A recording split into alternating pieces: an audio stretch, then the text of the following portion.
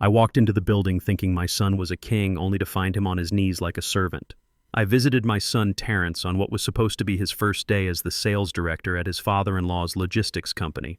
I wore my best suit, the one I bought 20 years ago, ready to beam with pride. But when I looked through the glass walls of the executive floor, I didn't see him sitting at a mahogany desk.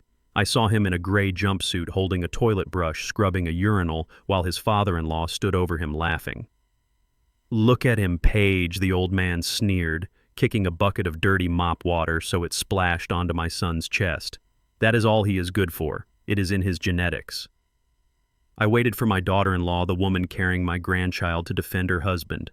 Instead, she covered her mouth and giggled. "Make it shine, baby," she said. "Daddy has VIPs coming tonight." My son looked up, tears streaming down his face, and saw me standing there. He didn't wave. He mouthed the word run. I did not run. I stepped outside, pulled out my cracked old flip phone, and dialed my lawyer. "Burn it down, Sarah," I said. "Trigger clause 14. I want this building empty by midnight." My name is Elijah Freeman. They think I am a retired janitor living on a pension. They do not know I own the ground they are standing on. And today, I am going to remind them who really holds the keys. If you have ever been underestimated because of how you look, hit that like button and subscribe. Let me tell you how I brought an empire to its knees without throwing a single punch. The morning sun hit the glass facade of Harrington Logistics like a spotlight on a stage. I stood on the sidewalk adjusting my tie. It was a little tight around the neck and the fabric was worn shiny at the elbows, but it was clean. I had ironed it myself at 5 in the morning. Today was important. My son Terrence had called me a week ago, his voice bursting with excitement. "Paige's dad finally gave me a shot, Dad," he had said. "Director of sales. Can you believe it?" I wanted to believe it. I wanted to believe that Richard Harrington, a man who had looked at me at the wedding like I was something he had stepped in, had finally seen the worth in my boy. Terrence was smart. He had a degree. He worked hard. So I took the bus downtown, holding a small gift bag with a fountain pen inside. It wasn't expensive, but it was significant. It was the pen I used to sign my first contract 40 years ago. I walked through the revolving doors. The lobby was freezing, smelling of expensive cologne and ozone. I approached the front desk. The receptionist, a young woman with hair pulled back so tight it looked painful, didn't even look up from her screen. "Excuse me, miss," I said, smiling. "I am here to see Terrence Freeman. He is starting today on the executive floor." She finally looked up. Her eyes scanned my scuffed shoes, my dated suit, and the plastic bag in my hand. Her lip curled just a fraction. "Deliveries are in the back, old man. Service elevator." "I am not a delivery man," I said, keeping my voice steady. "I am his father." She let out a short, sharp laugh. "Oh, you must be mistaken. We don't have a Mr. Freeman on the executive list. We have a custodial subcontractor named Freeman. Maybe check the basement." My stomach turned over. Custodial. The word hung in the air. I knew that word. I had lived that word for 40 years. But Terrence was supposed to be in sales. "I'll find him myself," I said, walking past her desk toward the elevators. "Hey, you can't go up there," she shouted, reaching for her phone. I ignored her. I knew this building. I knew the layout better than the architect who designed it because I was the one who installed the waste management systems 20 years ago when they broke ground. I pressed the button for the 40th floor. The doors slid shut, cutting off her protests. When the doors opened, I stepped onto plush carpet. It was quiet up here. The air smelled different, like money and silence. I walked down the long corridor looking for Terrence's name on a door. I saw Vice President, CEO, CFO. No Freeman. Then I heard laughter. It was coming from the end of the hall near the executive washroom. This wasn't a normal bathroom. It was one of those modern architectural nightmares with frosted glass walls that turned clear when you locked the door, a display of excess and power. But right now the door was propped open. I stopped. Through the glass I saw him. Terrence. He wasn't wearing the navy blue suit he had shown me last week. He was wearing a gray jumpsuit that was too short in the legs. He was on his knees. His head was bowed, his shoulders shaking. In his hand was a blue toilet brush. He was scrubbing the rim of a urinal. My heart stopped beating. The blood in my veins turned to ice. This was my boy. The boy I had put through college working double shifts. The boy who had dreams of running his own company.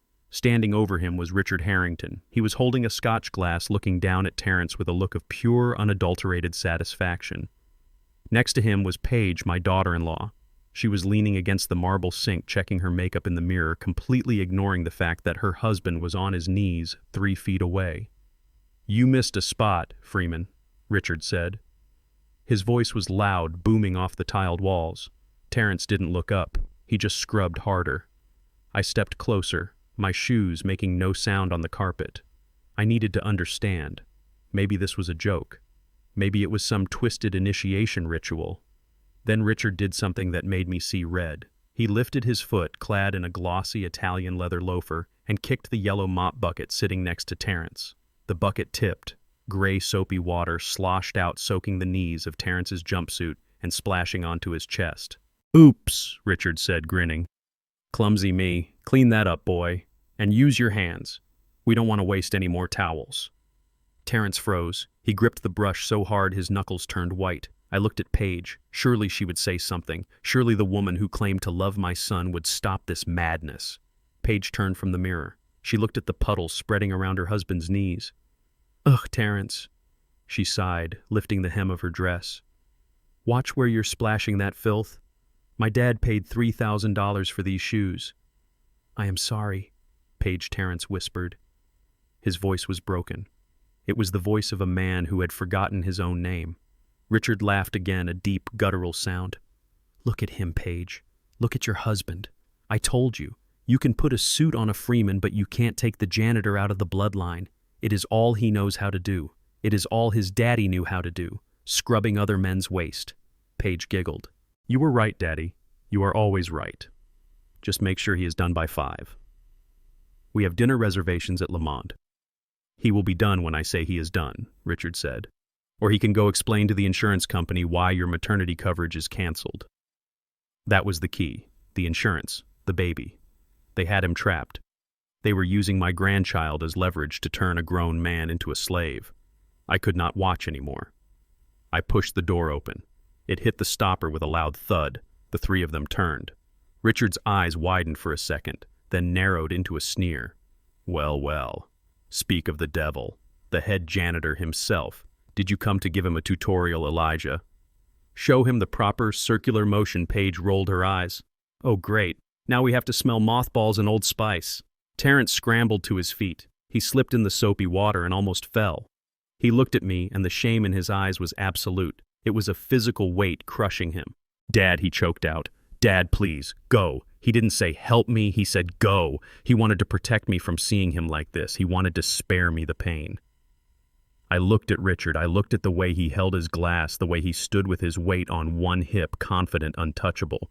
He thought he was a god in his glass tower. I looked at Paige. She was looking at her fingernails bored. And then I looked at my son. "Get up, Terrence," I said. My voice was low, but it didn't tremble. "Dad." "Please," Terrence whispered, terrified. "If I leave, the insurance, the baby. Just go home. I can handle this." He couldn't handle it. He was already drowning. Richard took a step toward me. "You heard him, Elijah. Get out. This is an executive floor. We have a dress code.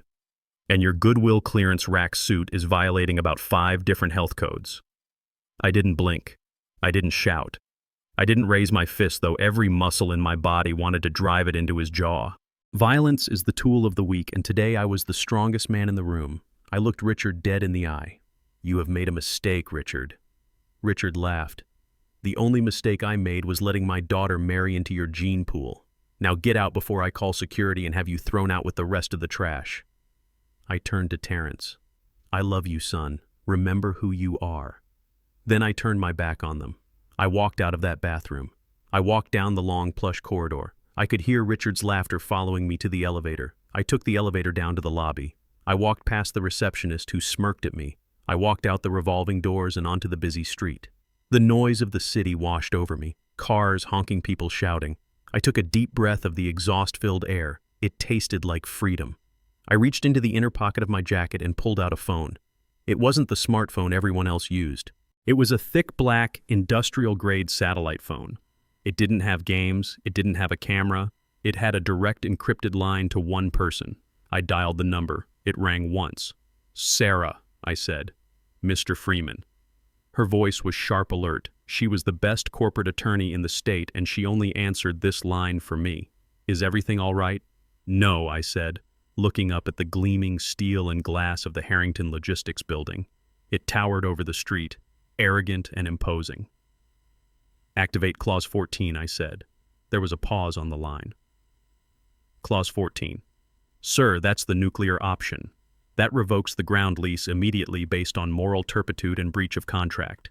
It will trigger a massive recall of all sanitation services. It will effectively shut down the building's infrastructure." "I know what it does, Sarah," I said. "I wrote it." "Are you sure?" Sarah asked. "This is Harrington. He's your in-law. He is not my in-law," I said, my voice cold as the grave. "He is a tenant who just forgot who his landlord is. I want the water cut off. I want the waste disposal units locked. I want the HVAC system powered down, and I want the eviction notice served by hand within the hour." "Understood, Mr. Freeman," Sarah said. "Initiating now." I hung up the phone. I looked at the building one last time. I saw the lights on the 40th floor. "Scrub hard," Richard, I whispered to myself, "because you are about to find out that when you flush the toilet, I am the one who decides where it goes." I turned and walked toward the bus stop. I had a lot of work to do. My son was broken and I had to fix him. But first I had to destroy the man who broke him. This wasn't just business anymore. This was war. And Richard Harrington had just brought a knife to a nuclear fight. I sat in the corner booth of a 24-hour diner 3 blocks from the Harrington building. The vinyl seat was cracked and taped over with silver duct tape. The air smelled of burnt coffee and stale grease. It was the kind of place where men went when they did not want to be found. I stared at the cold cup of coffee in front of me. My hands were steady, but my blood was boiling. I was waiting for my son. Terrence walked in 10 minutes later. He had changed out of the gray jumpsuit and back into his cheap suit, but he still looked like he was wearing the uniform of a prisoner. His shoulders were slumped forward. He walked with a heavy, dragging step that I had never seen before. He slid into the booth opposite me and did not make eye contact. He looked at his hands. His knuckles were red and raw from the harsh chemicals and the scrubbing. I did not say anything. I let the silence hang between us. I needed him to speak first. I needed him to break the seal on the shame he was carrying. "There never was a job, Dad," Terrence finally whispered. His voice was so low I had to lean in to hear him. I looked at him. "What do you mean?" "The sales director position. It was never real. Richard invited me to his office last week. He told me he had a position for me. He told Paige it was executive track. But when I got there this morning, he handed me the brush. 'Then why did you stay?' I asked. The question was simple, but the answer I knew would be complicated.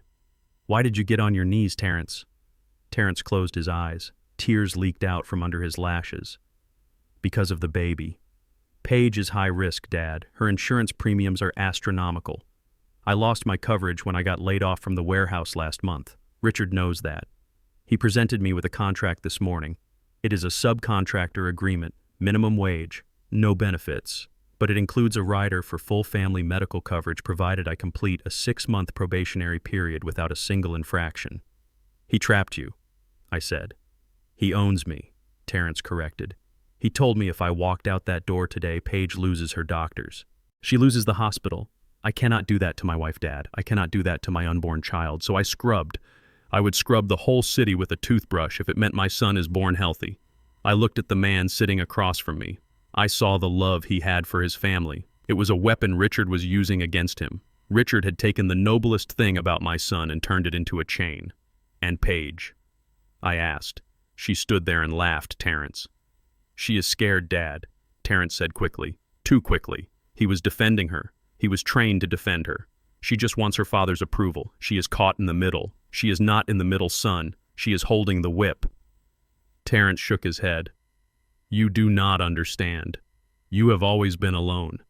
You do not know what it is like to try and keep a family together when you have nothing.' I wanted to slam my fist on the table. I wanted to scream that I had everything. I wanted to tell him that I could buy Richard's company and turn it into a parking lot by tomorrow afternoon. But I stopped. Not yet. He needed to see the truth for himself. If I saved him now, he would never learn to fight. He would just trade one master for another. Just then, Terrence's phone buzzed on the table.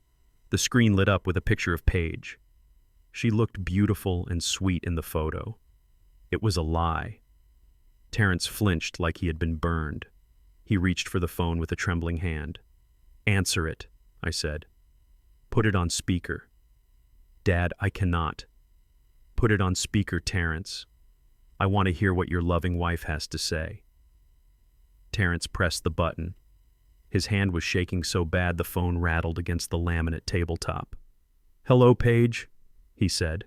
His voice was weak. It was the voice of a beaten dog. "Where the hell are you?" Paige's voice shrieked from the speaker. It was loud enough that the waitress at the counter turned to look. "I am just grabbing a coffee." Terrence stammered, "I will be home in 20 minutes. "Coffee. You are drinking coffee. My father told me you left with that old beggar you call a father. Are you spending our money on him?" Terrence looked at me. His eyes were wide with panic. "No, Paige. I am just talking to him. He is my dad. I do not care who he is. He is a loser, Terrence, and he is dragging you down with him. My father gave you a chance today, a generous chance, and you humiliated me. You let that old man walk in there in his trash can suit and disrespect my family. He did not disrespect anyone, Paige. He just came to see me. You are supposed to be working. You are supposed to be earning your keep. Do you know how embarrassing it is for me to have a husband who cleans toilets? My friends are asking what you do and I have to lie. I have to tell them you are in consulting. You are pathetic." I saw Terrence shrink. I saw him fold in on himself. He was accepting her words. He believed them. "Get your ass home right now," Paige screamed. "And you better not bring that old man near my house. If I see his face, I will call the police. I swear to God, Terrence, if you are not here in 10 minutes, you can sleep on the street. I am sick of looking at you." That was it. The line had been crossed. It had been stomped on and spit on. I reached across the table. My hand moved faster than Terrence could react. I grabbed the phone. I brought it to my face. "Listen to me very carefully, you spoiled little witch," I said. My voice was low. It was a growl from the bottom of my chest. "Who is this?" Paige demanded. "Is that you, Elijah? Put my husband back on." "Shut your mouth," I said. The words came out like bullets. There was a stunned silence on the other end.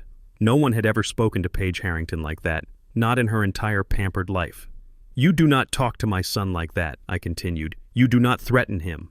And you certainly do not threaten me. You listen to me, old man." Paige hissed. Her voice was venomous. "You are nothing. You are a broke retired janitor who smells like bleach and desperation. You have no power here. This is my house. This is my husband. And if you do not like how I talk to him, you can take him. Go ahead. Take him. He is useless anyway. But if he walks out that door, he is leaving the insurance behind. He is leaving his child behind. You do not deserve his child," I said. "And you do not deserve to breathe the same air as my father." Paige screamed, "Get off the phone! Terrence, come home now or I am changing the locks." She hung up. The silence that followed was heavy. It felt physical. Terrence stared at the phone in my hand. His face was gray. "Why did you do that?" he whispered. He looked terrified. "She's going to kick me out, Dad. She means it." "Let her," I said. I put the phone down. "You do not need her, Terrence." "I do need her," he said. His voice rose. He was angry now, angry at me. "You do not get it. You live in your little paid-off shack with your pension checks. You do not have real problems. I have a baby coming. I have nowhere to go." I reached into my pocket. I pulled out my wallet. It was an old leather bifold cracked at the spine. I opened it and pulled out a card. It wasn't my black card. It wasn't the platinum card I used for corporate acquisitions. It was a standard gray debit card from a local credit union. The plastic was peeling at the corners. It looked like the card of a man who lived check to check. But this card was linked to a private holding account with a balance of $5 million. I kept it for emergencies. This was an emergency. "Take this," I said. I slid the card across the table. "Go to the Regency Hotel. Get a suite. Order room service. Sleep in a bed that doesn't have strings attached. Do not go back to that house tonight." Terrence looked at the card. He looked at me. He laughed. It was a bitter sound. "Dad, stop. Take it, Terrence. The pin is your birthday." He pushed the card back to me. "Dad, you probably have $500 in that account. A night at the Regency is $400. Then what? What do you eat for the rest of the month?" "I have enough," I said. "No, you don't. You scrimp and save on groceries. You wear the same suit for 20 years. I know what you have." He reached into his own pocket. He pulled out a crumpled wad of bills. Ones and fives, maybe $20 total. It was his tip money from a previous delivery job. "Here," he said. He tried to press the money into my hand. "What is this?" I asked. "Take it," Terrence said. His eyes filled with tears again. "Buy some of that ointment for your back. I know your back hurts. I see how you walk." "Just take it, Dad, please. Let me do something. Let me feel like I am not completely useless." I looked at the money. I looked at my son. He was drowning. He was being crushed by the weight of the world. And yet here he was trying to give his last $20 to his father because he thought I was weak. He thought I was poor. He had no idea. I closed my hand around his fingers. I pushed the money back to him. "Keep your money, son," I said. "I do not need it. Just go home, Dad," Terrence said. He stood up. He looked exhausted. "I have to go back. I have to beg her to let me in. I have to fix what you broke." He didn't wait for me to answer. He turned and walked out of the diner. The bell above the door chimed a cheerful little ding that sounded like a mockery. I watched him go. I watched him walk down the street, his head bowed, his shoulders hunched against the wind. He looked like a man marching to the gallows. I sat there in the booth alone. The coffee was cold. I remembered when he was a boy. He was 10 years old. He had come home crying because a bigger boy had pushed him down and taken his lunch money. I had wiped his face. I had told him, "Terrence, never bow your head. The world will try to push you down. It will try to make you feel small, but you are a freeman. You stand tall." I had taught him to be humble. I had taught him that money did not make the man. I had hidden my success because I wanted him to build his own character. I wanted him to know the value of $1. I was wrong. I had sent a sheep out into a world of wolves. I thought I was teaching him integrity, but I had only taught him how to suffer. I had taught him how to be a victim. Richard and Paige did not respect humility. They ate it alive. They saw his kindness as weakness. They saw his poverty as a moral failing. And because I had played the part of the poor old janitor, I had let them believe it. I had given them the ammunition to destroy my son. I looked at the gray debit card sitting on the table. It was useless if he wouldn't take it. Money was useless if he didn't know he had it. He needed to see. He needed to know. I picked up the card and put it back in my wallet. Then I picked up my satellite phone. I dialed Sarah again. "Get the jet ready," I said. "Sir," Sarah asked. "It is late. Where are we going?" "We are not going anywhere," I said. "I am staying right here, but tomorrow morning I am going to buy a building." "Which building, sir?" "Harrington Logistics," I said. "And Sarah, get me everything you have on Paige Harrington. I want to know where she shops. I want to know who her friends are. And I want to know exactly what is happening with this pregnancy." "Why, sir?" "Because my son thinks she is a prize," I said. I stood up and threw a $100 bill on the table for the coffee. "I need to show him she is just a receipt." I walked out of the diner. The night air was cold, but I didn't feel it. The sleeping giant had woken up, and he was very, very angry. The next morning I stood in the hallway of the Meridian Tower. It was a glass needle of a building that pierced the skyline of the city. This was where my son lived. Or rather, this was where Richard Harrington allowed my son to sleep. The rent in this building was $4,000 a month. Terrence could not afford the parking spot, let alone the apartment. Richard paid the lease. He held it over Terrence's head like a guillotine blade, ready to drop the moment my son stopped scrubbing. I knew Terrence was at work. He had texted me at 6 in the morning apologizing again for the diner. He said he had to get to the office early to prep the executive washroom for a board meeting. My blood boiled, but I kept my reply simple. I told him I loved him. I was here for Paige. I needed to understand the enemy. I needed to see the woman who had turned my strong, proud boy into a trembling servant. I intended to knock on the door and demand a conversation. I wanted to look her in the eye without Terrence there to protect her. But when I reached apartment 4B, I stopped. I heard music. It was loud, thumping bass that vibrated through the heavy oak door. It was 10 in the morning on a Wednesday. Paige was supposed to be 7 months pregnant. She was supposed to be high risk. She was supposed to be on strict bed rest. That was the whole reason Terrence was on his knees scrubbing floors, to keep her insurance, to keep her and the baby safe. I did not knock. I looked at the lock. It was a smart lock with a keypad, but it also had a physical keyway for emergencies.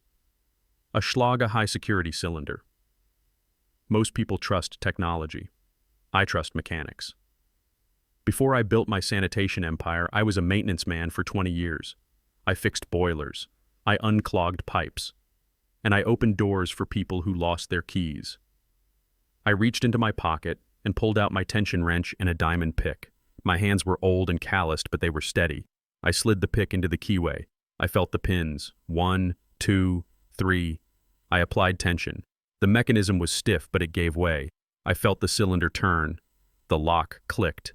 It was a soft sound masked by the bass of the music inside. I pushed the door open an inch. The air conditioning hit my face, carrying the scent of expensive perfume and marijuana smoke.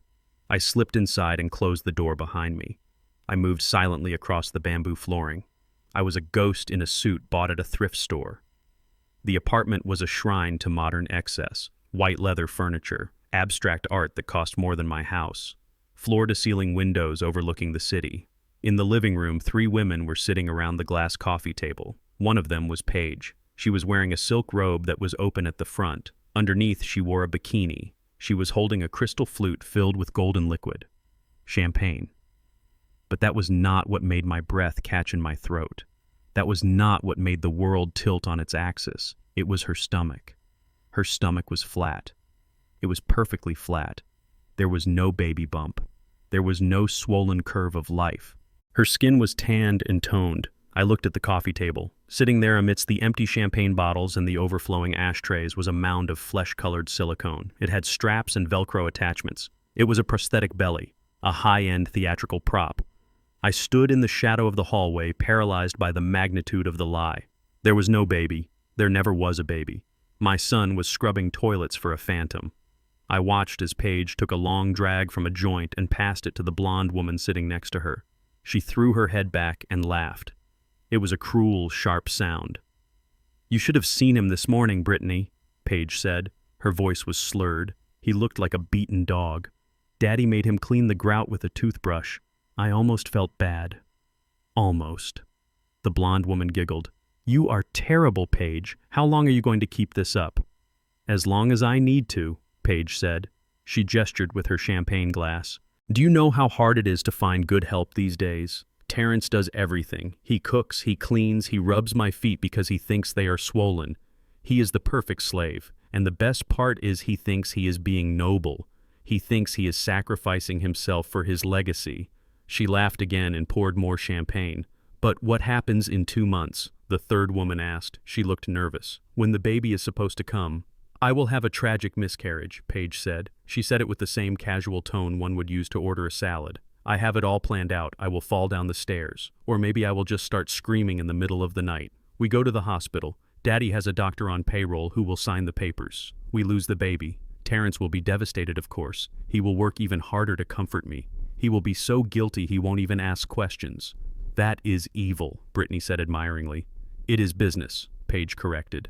"Daddy needs cheap labor in the sanitation department. Terrence has a degree but no backbone. We get 5 years out of him minimum. By then he will be too broken to leave.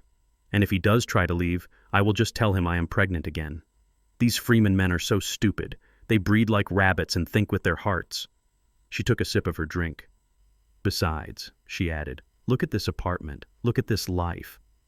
Do you think I would let a janitor's son actually touch me? Do you think I would let his genetics mix with mine? Please." The pillow is the closest he gets to intimacy. I felt a rage so pure and so white-hot that my vision blurred. I wanted to step into that room. I wanted to flip that glass table. I wanted to scream the truth until the window shattered. I wanted to tear that silicone lie apart with my bare hands. But I stopped myself. If I walked in there now, she would scream. She would call the police. She would say I attacked her. She would say the stress caused the miscarriage. She would spin a web of lies that Terrence would believe because he was conditioned to believe her. He was programmed to protect her. He needed to see this. He needed to see the flat stomach. He needed to hear the words coming from her mouth. I reached into my pocket and pulled out my phone. It was old, but the camera lens was clear.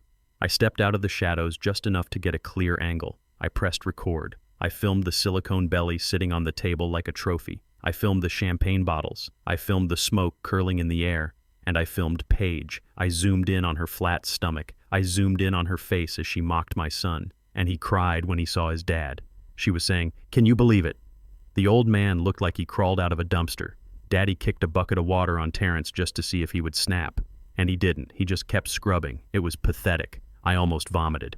I recorded every word. I recorded the laughter of her friends. I recorded the confession of a conspiracy so vile it made me sick to my stomach. I recorded for 3 minutes. I got everything. The plan, the doctor on payroll, the fake miscarriage, the contempt. Then I stopped recording. I saved the video to the internal memory and simultaneously uploaded it to a secure cloud server Sarah managed. I had the bullet. Now I needed to aim the gun. I backed away slowly. The floorboards in the hallway were high-quality soundproofed cork. I made no noise. I reached the front door. My hand hovered over the handle. Just then, the music stopped. The playlist had ended. In the sudden silence, a floorboard settled under my weight. It was a tiny sound, a creak. Paige's head snapped toward the hallway. "Did you hear that?" she asked. "It is probably the wind," Brittany said.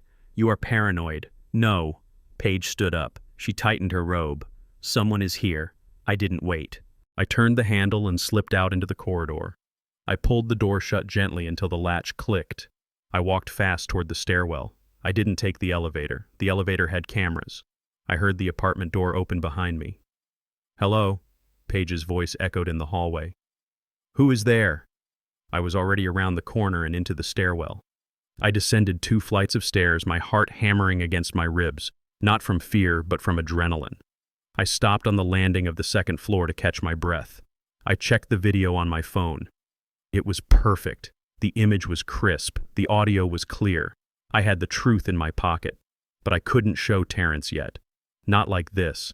If I showed him the video on a small phone screen in a diner, he might snap. He might do something rash. He might go back there and get himself arrested. Richard owned the police in this district. If Terrence laid a hand on Paige, he would go to prison for 20 years. I needed to break him out of the prison of his mind before I could show him the key. I needed him to see Richard and Paige for what they truly were in a setting where they could not hide. I needed a stage. I walked out of the service exit of the building. The sun was high in the sky now. The city was bustling. I hailed a taxi. "Where to?" the driver asked. "The bank," I said. "Which one?" "The main branch," I said. "I need to make a withdrawal." I was done playing the poor man. I was done hiding in the shadows. My son was being tortured by a woman who wasn't even carrying his child. He was being enslaved by a man who treated him like livestock. They wanted a janitor. I would give them a janitor. I would clean their entire lives out. I took out my phone and called Sarah. "Change of plans," I said. "Sir, I have evidence of fraud," I said. "Medical fraud, insurance fraud, and conspiracy. You found something on Harrington." "I found everything, Sarah. I found the devil in a bikini." "What do you want to do?" "I want to buy the debt," I said. "Not just the building. I want Richard Harrington's personal debt. I want his mortgage. I want his car notes. I want his credit lines." "That will take time, sir." "You have until tonight," I said. "Tonight. Why tonight?" "Because tonight is the party," I said. "Richard is hosting a gala for his VIPs. He is going to parade my son around like a servant. He is going to celebrate his success." I paused. "I am going to crash that party, Sarah, and I am going to bring the house down." I hung up the phone. I looked out the window at the passing city. Paige thought she was smart. She thought she was playing a game with pawns. She didn't know the king had just entered the board, and the king was coming for her head. I stood outside the door of apartment 4B at the Meridian Tower. My phone buzzed in my pocket. It was a text from Terrence. "Dad, please come back. We need to talk. Mom is asleep. We can fix this." It was the invitation I needed.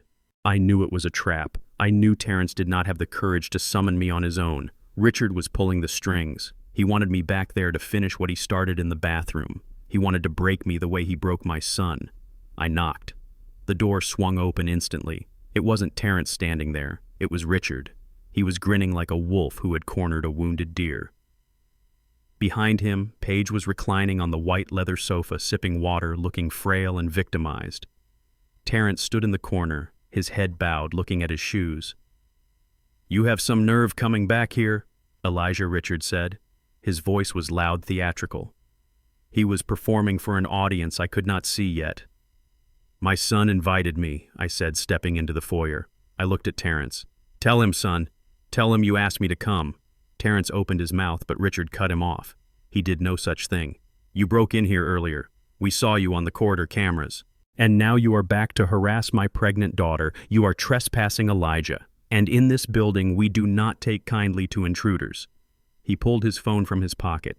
He didn't dial. The call was already active. "Officer," he said into the phone, "he is here. He is inside the apartment." "Yes. He is aggressive. I fear for my daughter's safety. Send them up." He hung up and smiled. A cold, predatory smile. "They are already in the lobby, Elijah. I called them 5 minutes ago. You walked right into it." Terrence looked up, his eyes wide with panic. "Richard, you said we were just going to talk to him. You said no police." "Shut up!" Terrence Paige snapped from the couch. He broke in. "He is crazy. He needs to learn a lesson." The elevator chimed down the hall. Heavy boots hit the floorboards. The police were fast, too fast. Richard must have told them there was a violent threat. 2 officers burst through the open door. Their hands were on their holsters. One was young, eager. The other was older, tired. They saw the scene immediately. A wealthy white man in a bespoke suit standing protectively over his daughter, and an old black man in a thrift store suit standing in the entryway. "Get on the ground," the young officer yelled. He didn't ask questions. He didn't ask for ID. He pulled his taser. I did not move.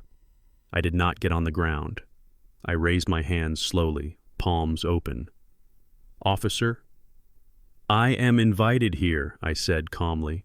"Ask the resident. Ask my son." The officer ignored me. He rushed forward, grabbed my shoulder, and spun me around. He kicked my legs apart. He slammed my chest against the wall. "Stop resisting," he shouted, though I was standing perfectly still. I heard the zip of handcuffs. I felt the cold steel bite into my wrists. They wrenched my arms behind my back with unnecessary force. A sharp pain shot through my shoulder, an old injury from years of hauling heavy trash cans. "That is him, Officer," Richard said. "He is unstable. He has been stalking us all day. He thinks he owns this place. Take him away before he hurts someone." Terrence took a step forward. "Stop. That is my father. He didn't do anything." "Stay back, sir," the older officer warned Terrence.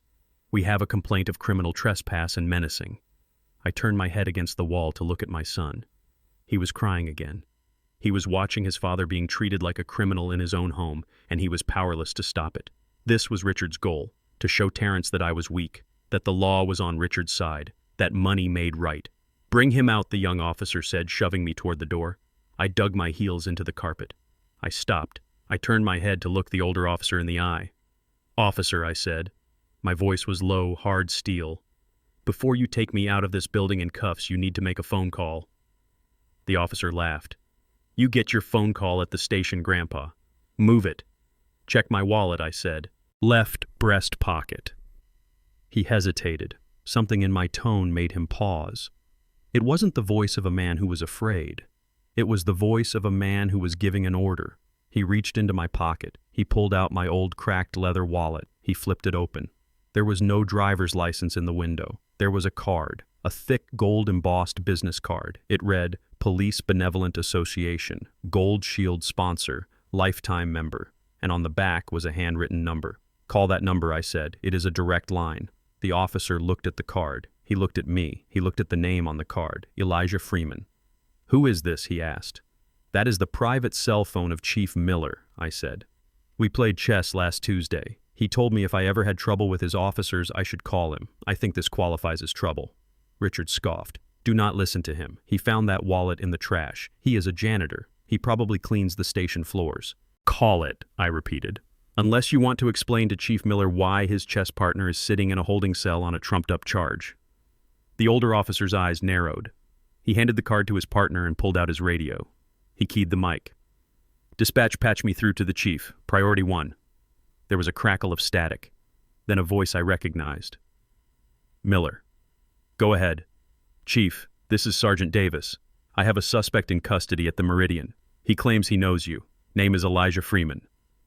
There was a silence on the line, a long, heavy silence. Richard smirked. "He is going to tell you to book him," Richard said. Then the chief's voice roared through the radio. It was loud enough for everyone in the room to hear. "Did you say Elijah Freeman?" "Yes, sir." "Is he in cuffs, Sergeant?" "Yes, sir." "Get them off. Now."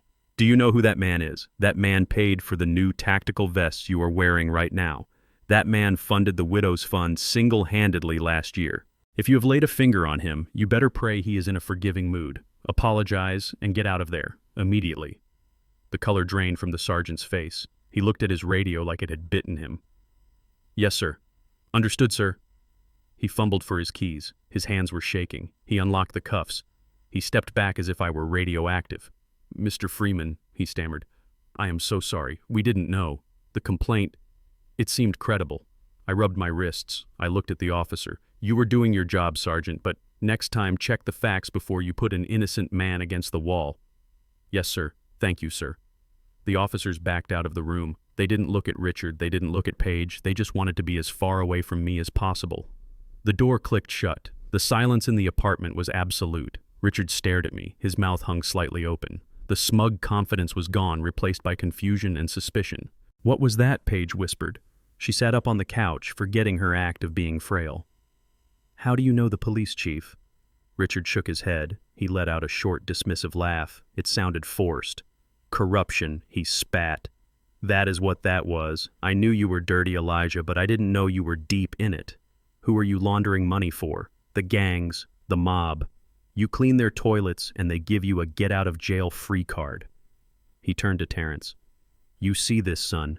Your father is a criminal. That is the only explanation. No honest janitor has the police chief on speed dial. He is mixed up in something bad. I did not deny it. I did not explain. Let them think I was a criminal. Let them think I was dangerous. Fear was a useful tool. I fixed my cuffs. I straightened my tie. Are we done here, Richard? I asked. Or do you want to call the fire department next? Maybe I know the fire marshal too. Richard's face turned red. He stepped into my personal space. He was trying to regain control. He was trying to be the big man again. You think this makes you powerful, he hissed. You think because you have some dirty friends you can walk into my house and dictate terms. You are still nothing. You are still the man who scrubs waste for a living. And your son is still my employee. He gestured to Terrence. Look at him, Elijah. He is terrified. He knows who holds his leash. You can flash your little gold cards all you want, but at the end of the day, I sign his checks. I own his future. I looked at Terrence. Richard was right about one thing. Terrence was terrified. He was looking back and forth between us like a child watching his parents fight. He didn't understand what had just happened. He didn't understand who I was. I am not going anywhere, Richard, I said. Good, Richard said. His eyes lit up. He had an idea. A malicious, cruel idea. Since you are so connected, Elijah, since you are such a big man now, why don't you come tonight? Tonight, I asked. The gala, Richard said. The company anniversary. It is at the grand ballroom downstairs. All the VIPs will be there. The mayor, the senators, my investors. He smiled. It was the smile of a man laying a trap. I want you to come as my guest. I want you to see Terrence in his element. He is going to be helping out with the service. It is a great opportunity for him to show his work ethic. I knew exactly what he meant. He was going to make Terrence work as a server or a busboy. He was going to parade him in front of the city's elite in a uniform. And he wanted me there to watch. He wanted to humiliate me by humiliating my son. He wanted to show everyone that the Freemans were servants, that we belonged in the background holding trays and cleaning spills. It was a public execution of our dignity. Please, Dad, don't come, Terrence whispered. He looked sick. Oh, he has to come, Paige chimed in. She had recovered her composure. She smirked. We would love to have you, Elijah. I will even save you a plate in the kitchen. I looked at Richard. I looked at the challenge in his eyes. He thought he had me. He thought I would be too ashamed to show my face. He thought I would slink away. He didn't know that I had already bought his debt. He didn't know that I had the papers in my car. I smiled. It was the first time I had smiled all day. I would be delighted, Richard, I said. Richard blinked. He hadn't expected that. Great, he said, recovering. Black tie optional. Try to find a suit that fits. I will see you at 8, I said. I turned to Terrence. Keep your head up, son. Tonight is going to be a night to remember. I walked out of the apartment. I didn't look back. I took the elevator down to the lobby. I walked out to the street. My driver was waiting around the corner in the black SUV I usually kept hidden. I opened the door and climbed in. Sarah was sitting in the back seat. She had a stack of folders on her lap. "Did you get it?" I asked. "I got it all, Mr. Freeman," she said. "The mortgage, the business loans, the personal lines of credit. You own every cent of debt Richard Harrington has. You own his house. You own his car. You own his company." "Good," I said. "And the video?" she asked. "I have it," I said. "We are ready then." "Not quite," I said. I looked down at my worn suit. I looked at my scuffed shoes. "Take me to my tailor," I said, "and then take me to the barber." Richard wanted a show. I was going to give him a show. I was going to walk into that ballroom and I was going to shine so bright it would burn his eyes out. Tonight, the janitor dies, and the owner is born. I stepped out of the black SUV and buttoned my jacket. It was a Tom Ford custom fit charcoal gray wool that cost more than Richard Harrington's car payments. I had shaved my beard, leaving only a trimmed mustache, and the barber had oiled my scalp until it shone under the streetlights. I did not look like a janitor. I looked like the man who owned the janitor's boss. I walked through the gold revolving doors of the grand ballroom. The air was thick with the scent of lilies and money. A string quartet was playing in the corner. Men in tuxedos held court with women in silk gowns. I scanned the room. I was looking for my son. I expected to see him in a corner, perhaps wearing a cheap suit, looking uncomfortable. I did not see him. Then a waiter walked past me with a tray of champagne flutes. He kept his head down. His shoulders were hunched. It was Terrence. He was wearing a white server's jacket that was too tight across the shoulders, and black pants that were too short. Richard had put my son in a uniform. He had made the director of sales a busboy at his own welcome party. Terrence looked up and saw me. His eyes went wide. He almost dropped the tray. He looked at my suit. He looked at my shoes. Confusion warred with shame on his face. "Dad," he mouthed, "what are you doing?" I did not answer. I walked straight into the center of the room. Heads turned. People stopped talking. They didn't know who I was, but they knew I didn't belong in the background. I radiated a silence that demanded attention. Richard was on the stage holding a microphone. He was flushed with alcohol and victory. He saw me. His smile faltered for a second when he saw the suit, but then his arrogance took over. He saw an opportunity. "Ladies and gentlemen," he boomed. His voice echoed off the vaulted ceiling. "I want to introduce a very special guest." He pointed a finger at me. The spotlight swung around, blinding me for a second. "This is Elijah Freeman. He is the father of my son-in-law, and he is a man of great talent." The crowd looked at me politely. They clapped uncertainly. "You see," Richard continued, "we talk a lot about hard work in this company, but Elijah here knows the real meaning of dirty work. He has spent 40 years mastering the art of the toilet brush. He is a virtuoso of the urinal."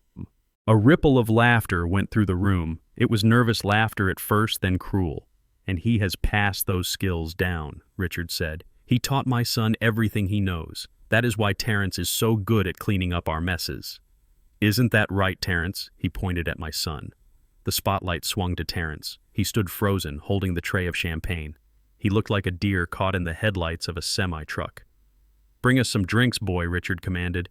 "Your father looks thirsty. Cleaning toilets is thirsty work." The room erupted. They laughed openly now. They laughed at the old janitor in the nice suit. They laughed at the son in the waiter's jacket. They laughed because they thought we were jokes. They thought we were props in Richard's play. I looked at Terrence. He was trembling. A single glass tipped on his tray and shattered on the floor. The sound was like a gunshot. Cleaning up on aisle 4, Richard shouted. More laughter. I did not laugh. I did not cry. I did not run up to the stage and strangle him. I reached into the inner pocket of my $5,000 jacket.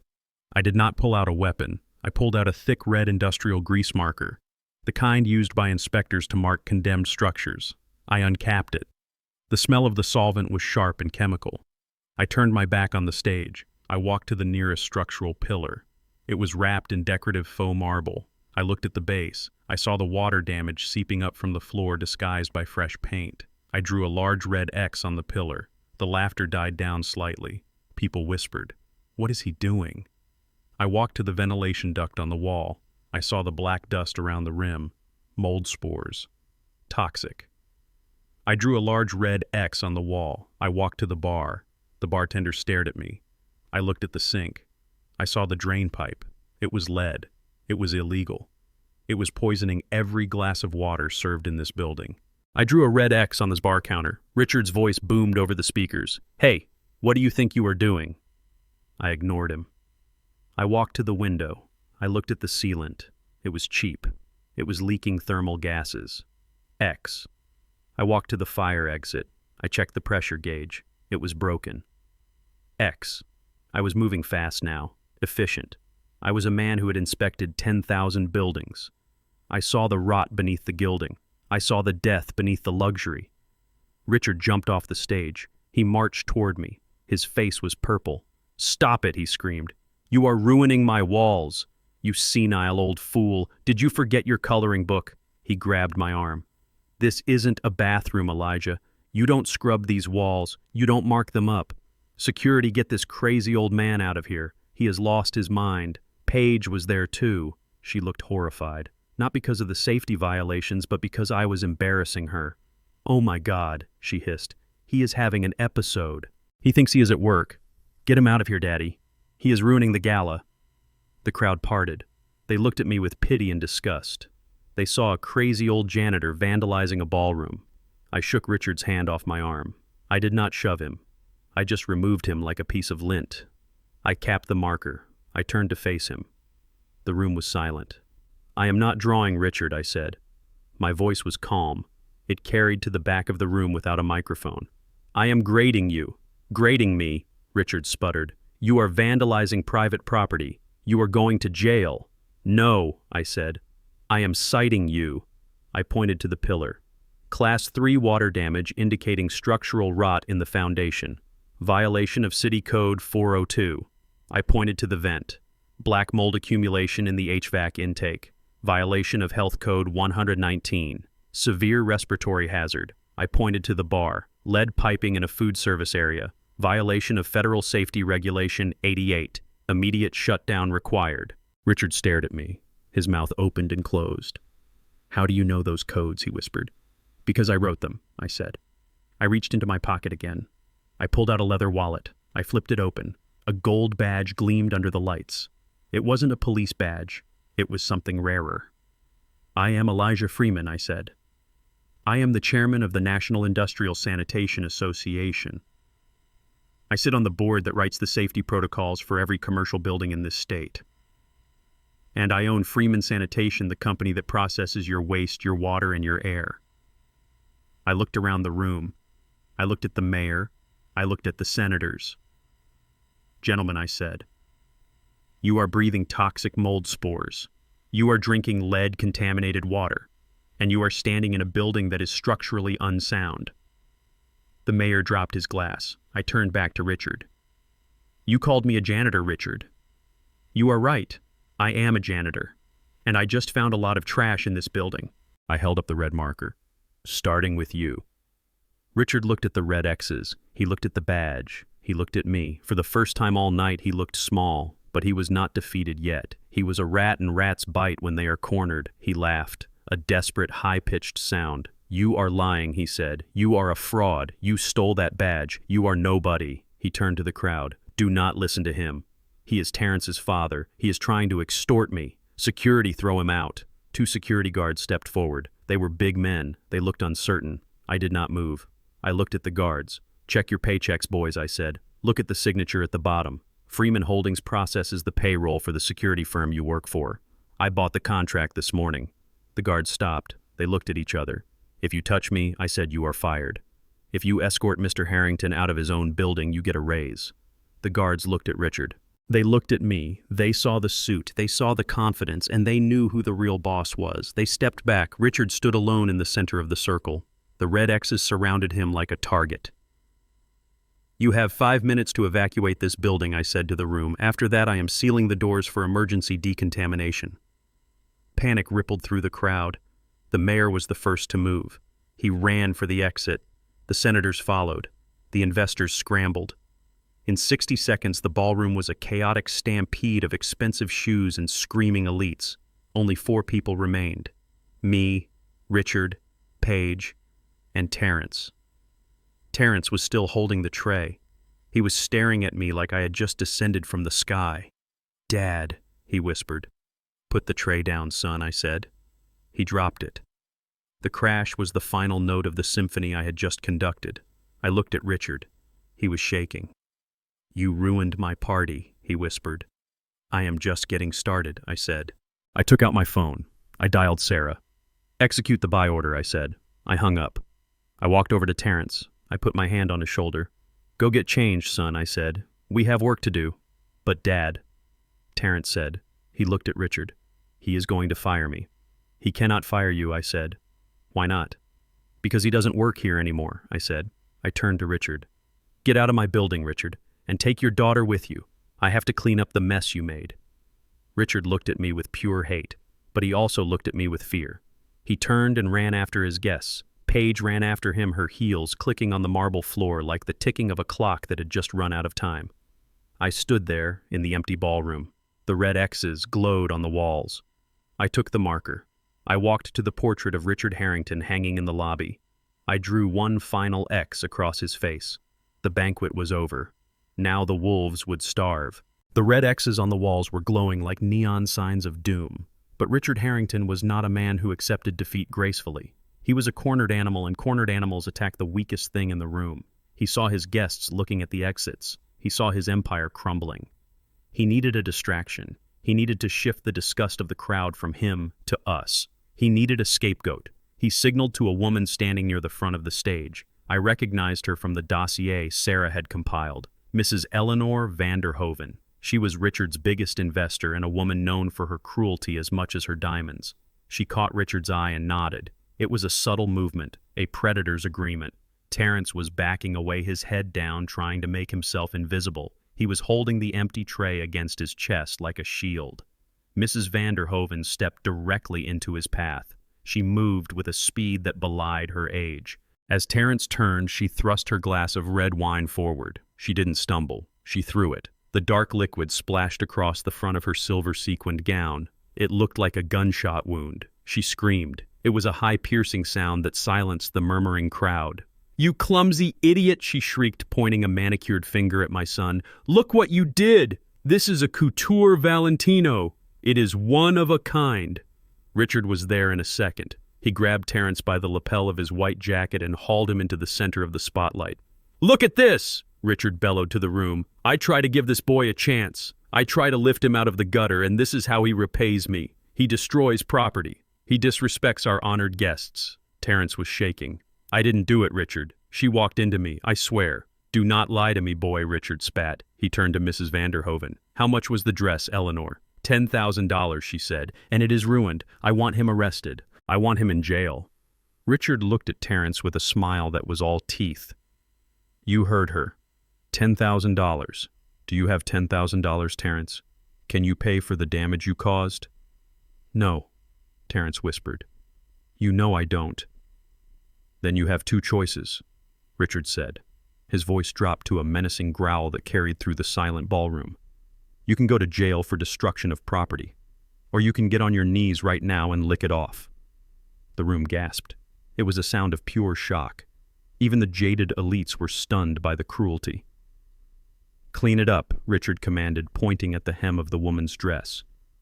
"Show us how good you are at cleaning. Show us that Freeman talent. If you get that stain out, I won't call the police." Terrence looked at me. His eyes were wide pools of terror. He looked at Paige. She was standing by her father, her arms crossed, looking bored. "Do it, Terrence," she said. "Do not embarrass me anymore. Just clean the dress." My son began to lower himself. His knees bent. He was going to do it. He was going to degrade himself in front of the entire city to save himself from a threat that wasn't even real. He was broken. That was when I moved. I did not run. I walked. My steps were heavy, rhythmic pounding against the marble floor like the tolling of a bell. "Stand up, son," I said. Terrence froze halfway to the floor. I stepped between him and Richard. I stood toe to toe with the man who thought he owned the world. I smelled the scotch on his breath. I saw the sweat beading on his forehead. "How much?" I asked. Richard blinked. "Excuse me." "The dress," I said. "How much?" $10,000, Richard said. "Cash. Right now. Or he goes to jail." I reached into the inside pocket of my jacket. I bypassed the silk lining and reached into the hidden pouch where I kept my emergency fund. I pulled out a stack of bills. They were bound with a thick rubber band. The edges were frayed. The paper was soft from use. It looked like money that had been worked for, money that had seen sweat and dirt. There was exactly $10,000 in that stack. I tossed it. I didn't hand it to him. I threw it. The brick of cash hit Richard in the chest with a dull thud and fell to the floor at his feet. "Paid in full," I said. Richard looked at the money. He looked at me. He sneered. "Where did you get that, Elijah? Rob a liquor store on the way over? Or did you save up your tips for 40 years?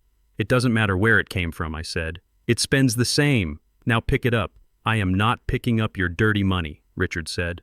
"Then leave it there," I said. "But the debt is paid. My son owes you nothing." I reached into my other pocket. "But you," I said, "you owe me a great deal." I pulled out a document. It was a single sheet of paper folded in thirds. The letterhead was blue. The seal was gold. It was a Level 1 environmental violation notice issued by the State Board of Health. I slapped it against his chest. He grabbed it reflexively. "What is this?" he demanded. "Read it," I said. He unfolded the paper. His eyes scanned the lines. His face went pale, then red. This says you are shutting me down. Immediate cessation of operations. Toxic hazard." "That is correct," I said. Richard laughed. A loud barking sound. He ripped the paper in half, then he ripped it again. He threw the confetti pieces into my face. "You are a joke, Elijah. This is paper. Just paper. You have no authority. You have no power. You are a janitor with a printed form. No one cares what you think. No one is watching." He looked around the room, spreading his arms wide. "Look at these people. They are my friends. They are my investors. They know who I am, and they know who you are. You are nobody." The pieces of paper drifted down to the floor, landing on the stack of cash. "Is that so?" I asked. I reached up to my lapel. There was a small silver pin there shaped like a broom. It looked like a cheap piece of jewelry. I tapped it. A tiny red light blinked once. "You are right, Richard," I said. "I am a nobody, but the 50,000 people watching this live stream right now might disagree." Richard froze. "What?" "I am streaming." "Richard," I said. My voice was calm, cold. "I have been streaming since I walked in the door. The camera is in the pin. The audio is crystal clear." I pointed to the phone in Terrence's hand, which I had texted moments before instructing him to open the feed. Terrence held the screen up. On the screen was Richard's face twisted in rage, and next to it was a waterfall of comments. The chat was moving so fast it was a blur. "Criminal. Monster. Shut him down. I hope he rots." Justice for the janitor. "You just tore up a federal notice on live video," I said. "That is a felony, Richard. Tampering with evidence, obstruction of justice, and you did it in front of the mayor." I looked over at the mayor, who was trying to edge toward the door. "Did you see that, Mr. Mayor?" I asked. The mayor looked at Richard. He looked at the camera pin on my lapel. He looked at the angry comments scrolling on the screen. "I saw everything, Mr. Freeman," the mayor said quickly. "I will be launching an inquiry first thing in the morning." Richard looked around the room. The faces had changed. They weren't looking at him with admiration anymore. They were looking at him like he was a contagion. They were pulling out their own phones, backing away, checking their stock portfolios. "You set me up," Richard whispered. His voice was trembling. "I didn't set you up," I said. "I just turned on the lights. The roaches did the rest." Paige stepped forward. Her face was a mask of fury. "Turn it off. Turn it off right now, you old freak. You are ruining our reputation." I looked at her. I looked at her flat stomach beneath the silk dress. "Your reputation was ruined the moment you decided to lie about a baby that doesn't exist," I said. Paige went white. She covered her stomach with her hands instinctively. How do you..." The chat went wild. "No baby. Fake pregnancy." "What is he talking about?" I tapped the pin again. "Smile, Paige," I said. "You are trending." Richard lunged at me. He lost all control. He swung a fist, wild and desperate. I didn't move. I didn't have to.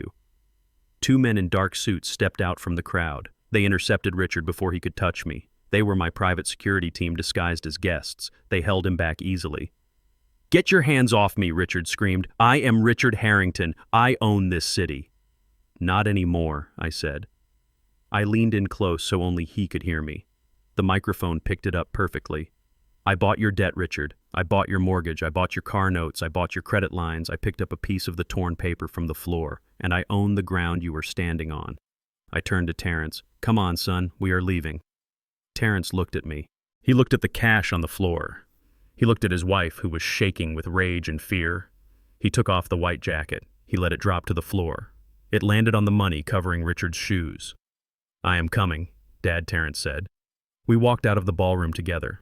The silence behind us was broken only by the sound of Richard screaming my name and the relentless notification pings of 50,000 people sharing his downfall.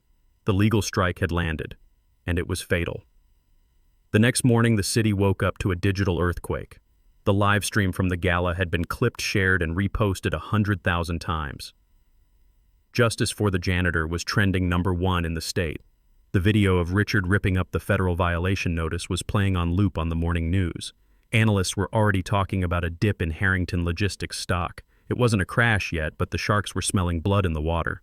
I sat in my office at Freeman Sanitation headquarters. It was a modest room for a CEO, but it had everything I needed. Banks of monitors showed me the pulse of the city's waste systems.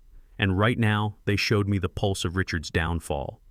My phone buzzed. It was Terrence. Dad, he said. His voice was tight. Paige is going crazy. She saw the news. She is blaming me. Where are you? I asked. I am at home. I went back to get my things. I can't stay here anymore. Not after last night. Get your things and get out, Terrence. Do not engage with her. I am trying, Dad, but she is throwing my clothes on the lawn. I stood up. I am coming over. No, Dad, please. If you come here, it will only make it worse. Just let me grab my stuff. I will meet you at the office. Stay on the phone, son. Keep the line open. I heard the sound of glass breaking in the background. Then Paige's voice screaming. It was a shrill, animalistic sound. You ruined everything. You and your garbage father. Look at this. My friends are unfollowing me. Brands are canceling my sponsorship deals. I am losing followers by the second. She wasn't worried about her father's company. She wasn't worried about the legal violations. She was worried about her Instagram metrics. It is not my fault, Paige Terrence said calmly. His voice was steady for the first time in years. You lied. Your father lied. Don't you dare talk about my father. She screamed. He is a genius. He built this city. Your father is just a cockroach, a roach that crawled out of the sewer to ruin our lives. I heard a thud, like a suitcase hitting the floor. Get out, Paige yelled. Get out of my house. I never want to see you again. I am leaving, Terrence said. I just need my box. What box? The box from the closet. With my mom's things. Oh, that old junk. Paige laughed. It was a cruel sound. You mean the trash? I already took care of it? What do you mean? Terrence asked. His voice dropped. Panic seeped into his tone. Where is it, Paige? I heard footsteps, the sound of a door opening, the rush of wind. They were on the balcony. Look down, Paige said. There was a silence, then a cry of anguish from my son that tore my heart in two. No, I ran to the elevator. I didn't care what Terrence said. I was going to him. I drove my SUV like a man possessed. I broke every speed limit. I ran red lights. I needed to get to the Meridian Tower before she destroyed him completely. When I pulled up to the curb, I saw it. The lawn in front of the building was littered with clothes. Shirts, pants, ties. They were scattered like debris from a plane crash. And in the center of the lawn, a small fire was burning. Terrence was on his knees in the grass. He wasn't praying. He was digging through the flames with his bare hands. He was screaming. Mom. Mom. I jumped out of the car. I ran to him. He was holding a burning picture frame. The glass was cracked and blackened. The photo inside was curling, turning to ash. It was the only photo we had of his mother, my late wife, Sarah, taken on our wedding day. She was smiling, holding a bouquet of daisies. Terrence was trying to pat the flames out with his hands. His palms were blistering. He didn't feel it. He was sobbing, racking, heaving sobs that shook his whole body. She burned it, Dad. She burned Mom. I grabbed his wrists. Let it go, son. It is gone. No. He fought me. He tried to dive back into the fire. I have to save her. I pulled him back. I wrapped my arms around him. I held him while he screamed his mother's name. Up on the balcony, 4 stories above us, Paige was watching. She was leaning over the railing, holding a lighter. She was smiling. Oops, she called down. Must have dropped it. Clumsy me. Terrence looked up. His face was streaked with soot and tears. His eyes were red raw.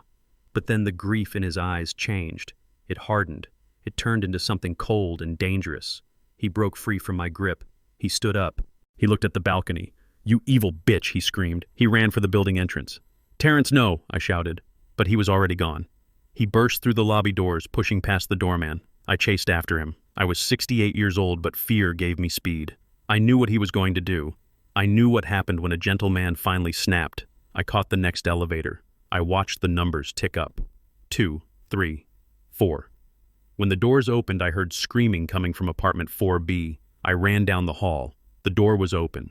Terrence was standing in the living room. Paige was backed against the glass doors to the balcony. She looked terrified now. The smugness was gone. She was facing a man she didn't recognize. "You burned her," Terrence yelled.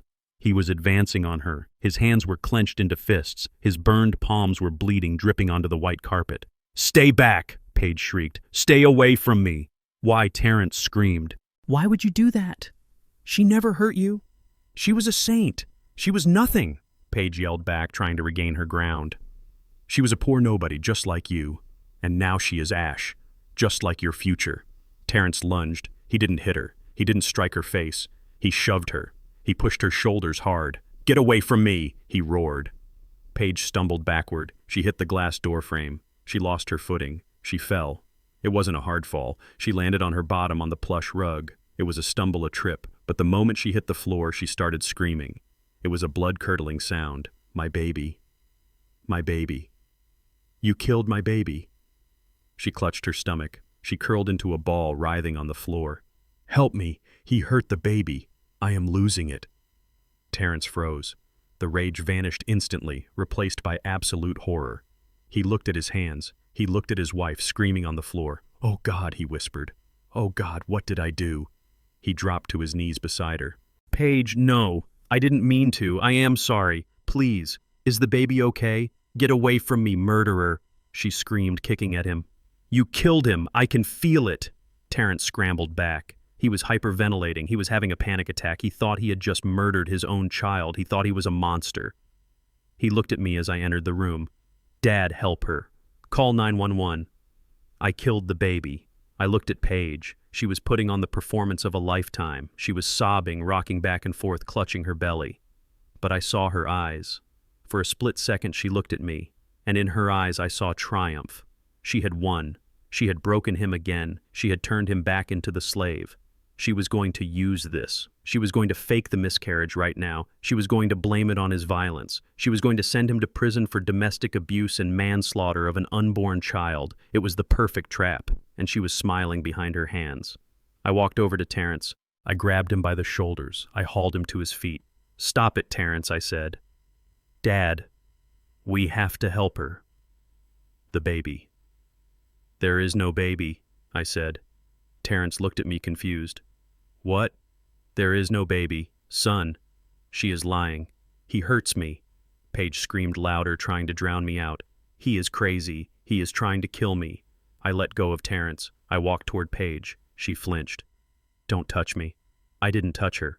I reached for the cane I had started carrying recently, more for style than necessity. It was a solid oak walking stick with a silver handle. I stood over her. "Get up, Paige," I said. "The show is over." She looked up at me, hatred burning in her eyes. "You go to hell, old man. You and your murderer son." She groaned again, a theatrical sound of agony. My stomach. The pain. I looked at her stomach. The silk dress was bunched up around her waist. I lifted the cane. "Dad, what are you doing?" Terrence shouted. I swung the cane. Not hard, not to hurt, but with precision. I hooked the hem of her dress with the tip of the cane, and I pulled. The fabric tore. Buttons popped. And there it was. Strapped to her torso with thick Velcro bands was a mound of pink silicone. It was dented where she had fallen on it. The room went silent. Terrence stared. He blinked. He couldn't process what he was seeing. "What is that?" he whispered. Paige scrambled backward, trying to cover it, trying to pull her dress down. "Don't look at me!" she screamed. I used the cane again. I prodded the silicone belly. It dimpled. It didn't feel like flesh. It felt like rubber. "It is a pillow, son," I said. A $3,000 theatrical prosthetic, but it is just a pillow. Terrence walked forward slowly. He looked like a man walking through a dream, or a nightmare. He reached out. His hand was trembling. Paige tried to slap his hand away, but he caught her wrist. He held it tight. He touched the belly. He pushed his finger into the silicone. It wasn't warm. It didn't move. There was no heartbeat. He looked at Paige. His eyes were empty. "You lied," he said. It was a whisper. Paige stopped crying. She stopped screaming. She saw that the game was up. She saw that there was no way out. So she did the only thing she knew how to do. She attacked. "Yeah, I lied," she spat. "So what? You think I would let you breed with me? You think I would ruin my body for a janitor? I needed the insurance, Terrence. I needed the leverage. And you were so desperate to be a daddy you believed anything." She laughed. A cold, hard sound. "You are pathetic. You scrub toilets for a piece of rubber." Terrence let go of her wrist. He stood up. He backed away. He looked at the silicone belly. Then he looked at his burned hands. Hands that had tried to save his mother's picture. Hands that had worked until they bled for a child that didn't exist. He started to laugh. It was a dry, broken sound. He looked at me. "You knew, Dad." I nodded. "I found out yesterday. Why didn't you tell me?" "You." "Because you wouldn't have believed me," I said. "You had to feel it." Terrence nodded slowly. He looked at Paige one last time. She was sitting on the floor adjusting the straps of her fake belly, looking annoyed rather than ashamed. "You are right, Paige," he said. "I am pathetic." He turned to me. "Let's go, Dad. I am done here." We walked out of the apartment. We left her sitting there on the floor, surrounded by her lies. We took the elevator down in silence. When we got to the lobby, Terrence stopped. He looked at his hands. "I am free," he said. "Yes, son," I said. "You are free." But the war wasn't over. Richard was still out there, and Paige would not go quietly. They would strike back, and I was ready. I had the debt. I had the building. And now I had my son back. The escalation was over. Now it was time for the execution. We tried to walk away with what was left of our dignity, but Paige was not done with us yet.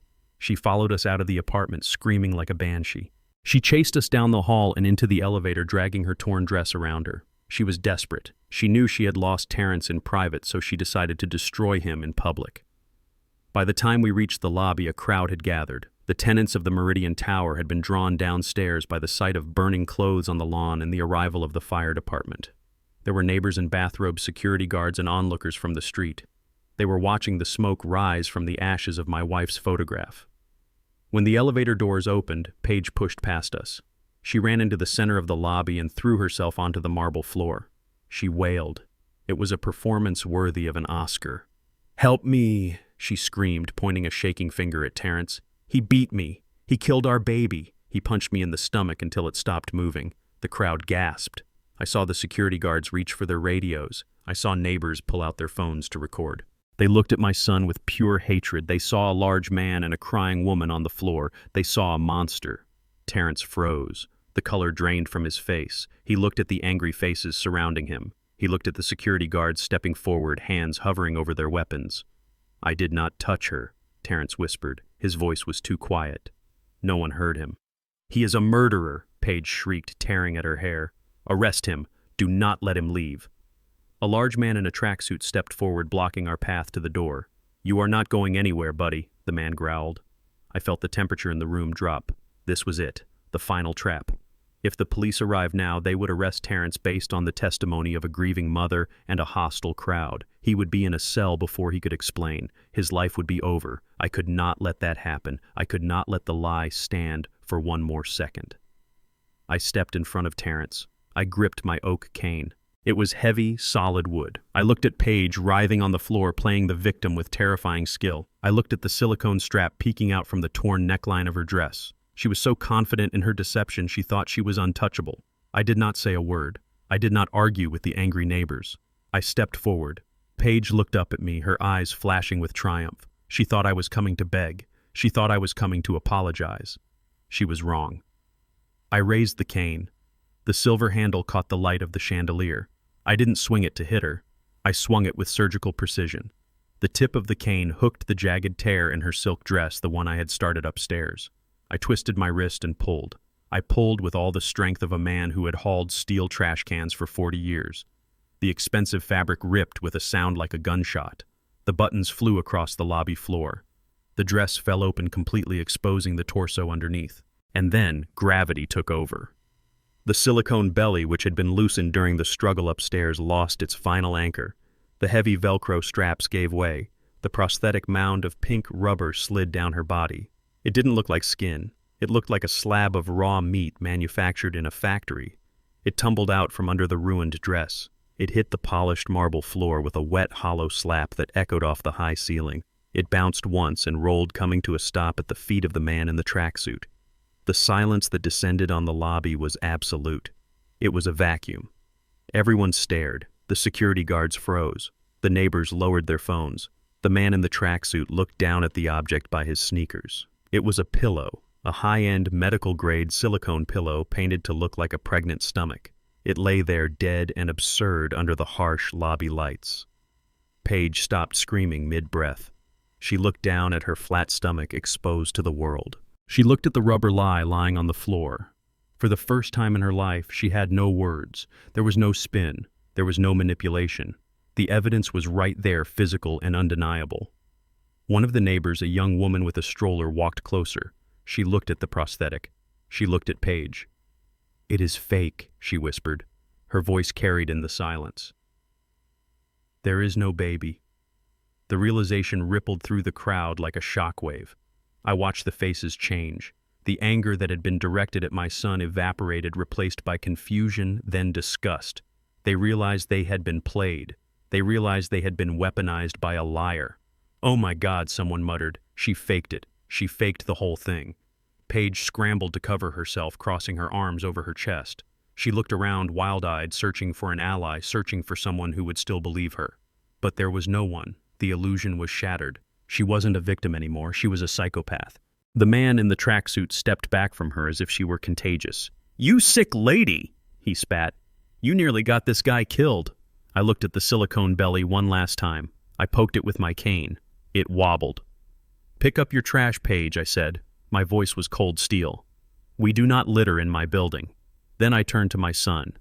Terrence was staring at the floor. He was staring at the fake belly. He had seen it upstairs, but seeing it here in the open under the eyes of strangers broke something final inside him. The public nature of the lie made it real in a way the private revelation had not.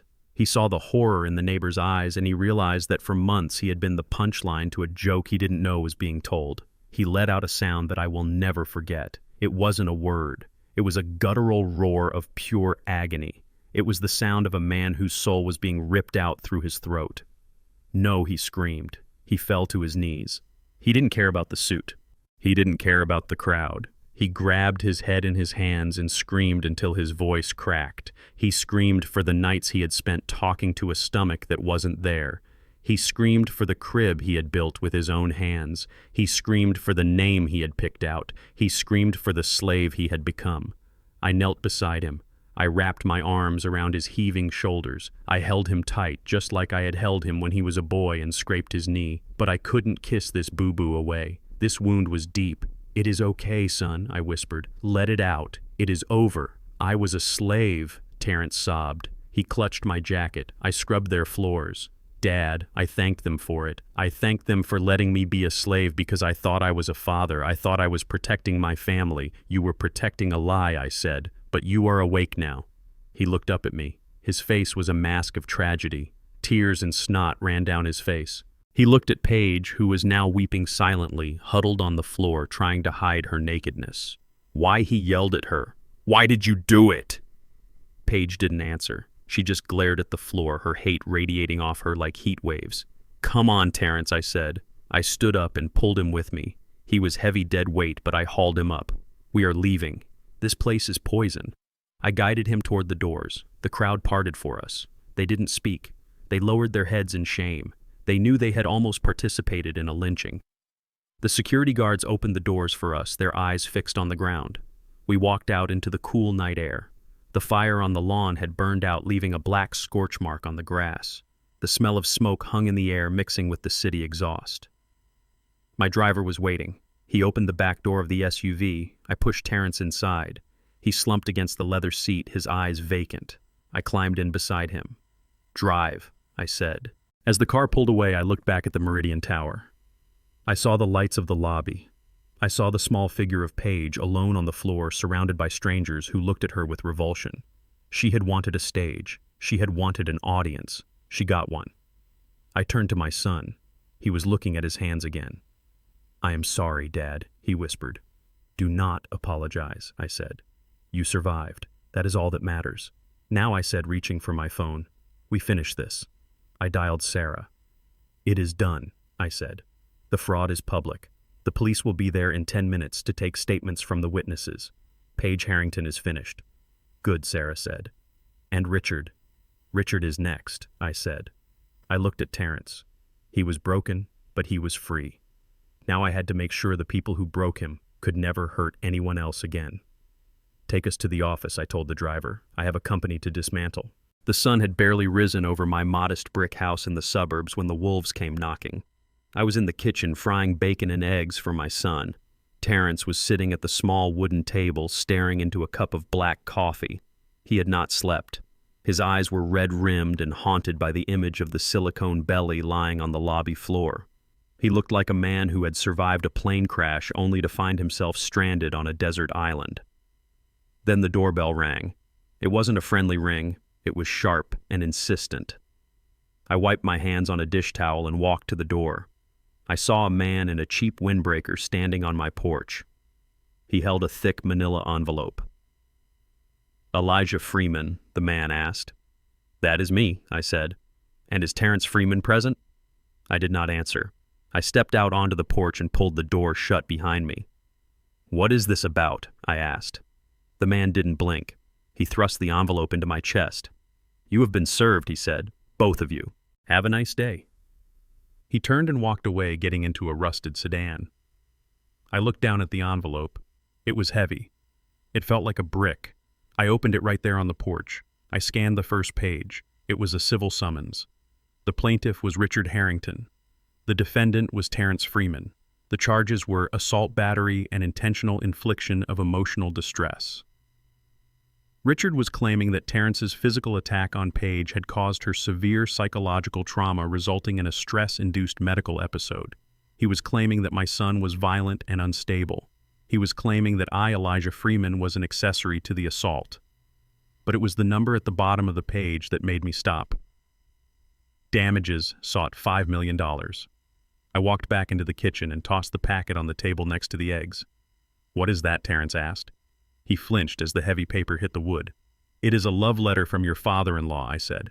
"He is suing you." Terrence picked up the papers. His hand shook so hard the pages rattled. He read the charges. His face went from pale to gray. $5 million, he whispered. "Dad, he wants $5 million. I don't have $5. Why would he do this? He knows I am broke. He knows you are broke," I said, pouring myself a cup of coffee. "But he thinks I am not." Terrence looked up confused. "What do you mean?" "Last night I threw $10,000 in cash at his feet," I said. Richard saw that. He saw the gold card I showed the police. He saw the confidence. He smells money, Terrence. He is a predator. He thinks I am a drug dealer or a lottery winner hiding a stash. He doesn't care about the assault. He knows the pregnancy was fake. This is a shakedown. He is desperate for cash, and he thinks he can squeeze it out of us by threatening to put you in prison for battery. Terrence dropped his head into his hands. "I am going to jail," he sobbed. I pushed her dad. "There were witnesses. They will say I attacked a woman. I am finished." "You are not finished," I said. I grabbed his shoulder and squeezed it hard. "Get dressed, son. Put on your suit." "Why?" Terrence asked.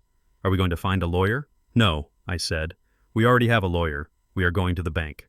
We drove to the financial district in silence. Terrence looked out the window, watching the city pass by. He looked like a man on his way to his own funeral. He couldn't see a way out. He only saw the crushing weight of the legal system bearing down on him. He didn't know that the legal system runs on money, and I had more fuel than Richard Harrington could ever imagine. We pulled up to a glass skyscraper that reflected the morning clouds. It wasn't the bank where I kept my checking account. It was the headquarters of Sarah's firm. We took the private elevator to the penthouse suite. Sarah was waiting for us in the conference room. She had a team of 3 paralegals with her. The table was covered in files. "Good morning, Mr. Freeman," Sarah said. She didn't look at my suit. She looked at my eyes. She saw the fire there. "Sarah, this is my son Terrence," I said. Terrence shook her hand weakly. He was intimidated by the room. He was intimidated by the view. He was intimidated by the woman in the $3,000 power suit. "Mr. Freeman," Sarah said, sliding a document across the table. "We received a copy of the lawsuit this morning electronically." Richard moved fast. He filed an emergency motion to freeze Terrence's assets. "He has no assets," I said, sitting down at the head of the table. "He has future wages," Sarah noted. "They can garnish him for the rest of his life. Richard wants to make him a slave forever." Terrence put his head on the table. "We need a defense strategy," Sarah said. "We can argue self-defense. We can bring up the fake pregnancy to damage Paige's credibility. We can drag this out for years." "No," I said. Sarah paused. "No. I do not want a defense," I said. I leaned forward. "Defense implies we are being attacked. I am done being attacked. I want to go on the offensive." "What do you have in mind, sir?" "I want you to buy his debt," I said. Sarah blinked. "All of it. Every single cent," I said. "I want the mortgage on his penthouse. I want the business loans for Harrington Logistics. I want his personal credit card debt. I want the loan on his yacht. I want his gambling debts if you can find a broker to sell them." Sarah tapped her pen on the table. She did the math in her head. She was brilliant. "Harrington Logistics is leveraged to the hilt," she said. "Richard has been borrowing against the company to pay for his lifestyle. The banks are nervous. His credit rating just took a hit after your live stream stunt.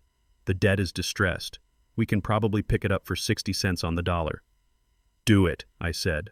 "Offer them 50. They will take it to get it off their books." "But," Sir Sarah said, looking at Terrence, then back at me. "We are talking about a significant capital outlay. The corporate debt alone is in the millions. His personal liabilities are another $3 million. You are looking at a total exposure of roughly $12 million. Terrence lifted his head. $12 million, he repeated. He looked at me like I was insane. "Dad, what are you talking about? You don't have $12 million. You have a pension." I ignored him. I kept my eyes on Sarah. "Can we do it by close of business today?" I asked. "If the funds are verified, yes," Sarah said.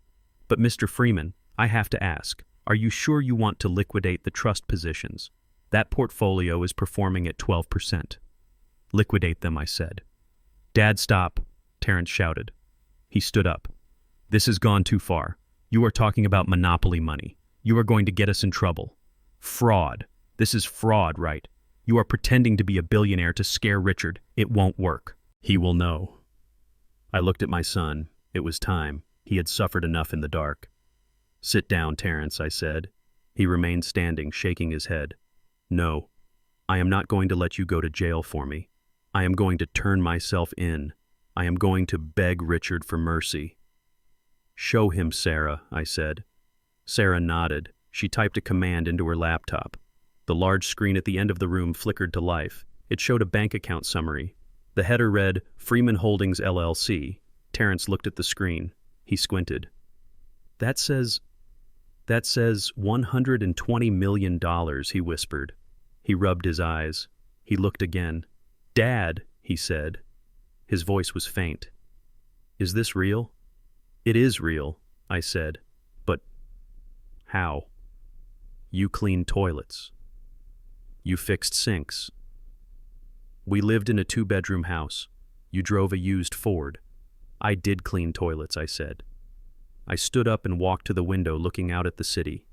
30 years ago I was working a contract at a chemical plant, I said. They had a problem. Their waste filtration system was inefficient. It was clogging up, costing them millions in downtime. I saw the problem. It wasn't the chemicals. It was the filter matrix. I turned back to Terrence.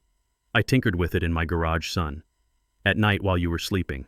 I built a new kind of filter using a nanocarbon mesh. It didn't just strain the waste, it neutralized it at the molecular level. I patented it," I said. Sarah brought up another slide. It showed a technical schematic. United States Patent Office. Freeman Nanofiltration System. I sold the license to the military, I said. Every nuclear submarine in the Navy uses my filters to process their waste. Every field hospital in the Army uses my system to purify their water. I make $3 on every filter sold, I said, and they buy millions of them every year. Terrence sat down heavily. He looked like he had been hit by a truck. You are rich, he said. I am wealthy, I corrected. Rich is what Richard thinks he is. Rich is loud. Wealth is quiet. Why didn't you tell me, he asked. His voice was full of hurt. I struggled, Dad. I ate ramen noodles. I worried about rent. I scrubbed floors for Richard because I was terrified of being poor. And you had this. I walked over to him. I put my hand on his shoulder. I wanted you to build your own character, Terrence. I wanted you to know what it meant to work. I saw what money did to people who didn't earn it. I saw how it made them soft. I didn't want that for you. I paused. But I made a mistake. I let you struggle too long. I let you believe that your value was tied to your struggle. I let men like Richard convince you that you were nothing because you had nothing. I gripped his shoulder tight. I am sorry, son. I was trying to protect you from the curse of easy money, but I exposed you to the curse of poverty. Terrence looked up at me. He had tears in his eyes again, but these were different. They weren't tears of shame, they were tears of relief and awe. You invented the filter, he said. The Navy uses it. I nodded. You are a genius, Dad. I am a janitor who pays attention, I said. I turned back to Sarah. Buy the debt, I said. I want to own Richard Harrington by sunset. I want to be the one he writes his check to at the end of the month. And when he misses a payment, I want to be the one who takes his keys. Sarah smiled. She tapped her keyboard. Initiating purchase orders now, Mr. Freeman. The banks are going to be very happy to hear from us. I looked at Terrence. Richard wants to sue us for $5 million, I said. By tomorrow morning, he will owe us 20. Let's go get some lunch, son. I know a place that serves a $50 steak, and this time I am paying with my own card. Terrence stood up. He buttoned his jacket. He stood a little taller. He looked at the screen one last time at the number with all the zeros. Okay, Dad, he said. Let's go eat. We walked out of the office. The game had changed. Richard thought he was fighting a peasant. He didn't know he was fighting the king of the kingdom he lived in, and the king was done being merciful.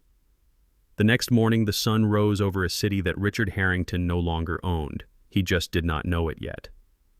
I sat in the command center of my office with Terrence by my side. On the wall of monitors, we were not watching waste disposal routes. We were watching the financial dismemberment of a man who thought he was a god. Sarah had executed the debt purchase at midnight. By 8 in the morning, the banking system had updated. The trap was armed. At 8:15, Richard arrived at his office. We knew this because I had access to his building's security feed. He walked in looking tired but still arrogant. He barked at his assistant. He slammed his door. He thought the worst was over. He thought the viral video was a PR nightmare he could spin. He did not know that the ground beneath his feet had already liquefied. At 8:30, his phone rang. It was the bank. Not his usual friendly account manager who took him golfing. It was the risk management department. We listened in via the speakerphone in Sarah's office. She had legal authorization as the holder of his debt to monitor communications regarding the assets. Mr. Harrington, the voice on the line, said, "This is First National. We have flagged unusual activity on your accounts." "What activity?" Richard snapped. "I am busy. Fix it." "Sir, we have received notice that your primary lender has called in your demand notes. All of them. The mortgage on the Meridian penthouse, the commercial loans for the logistics fleet, the personal line of credit. The total outstanding balance is $12 million.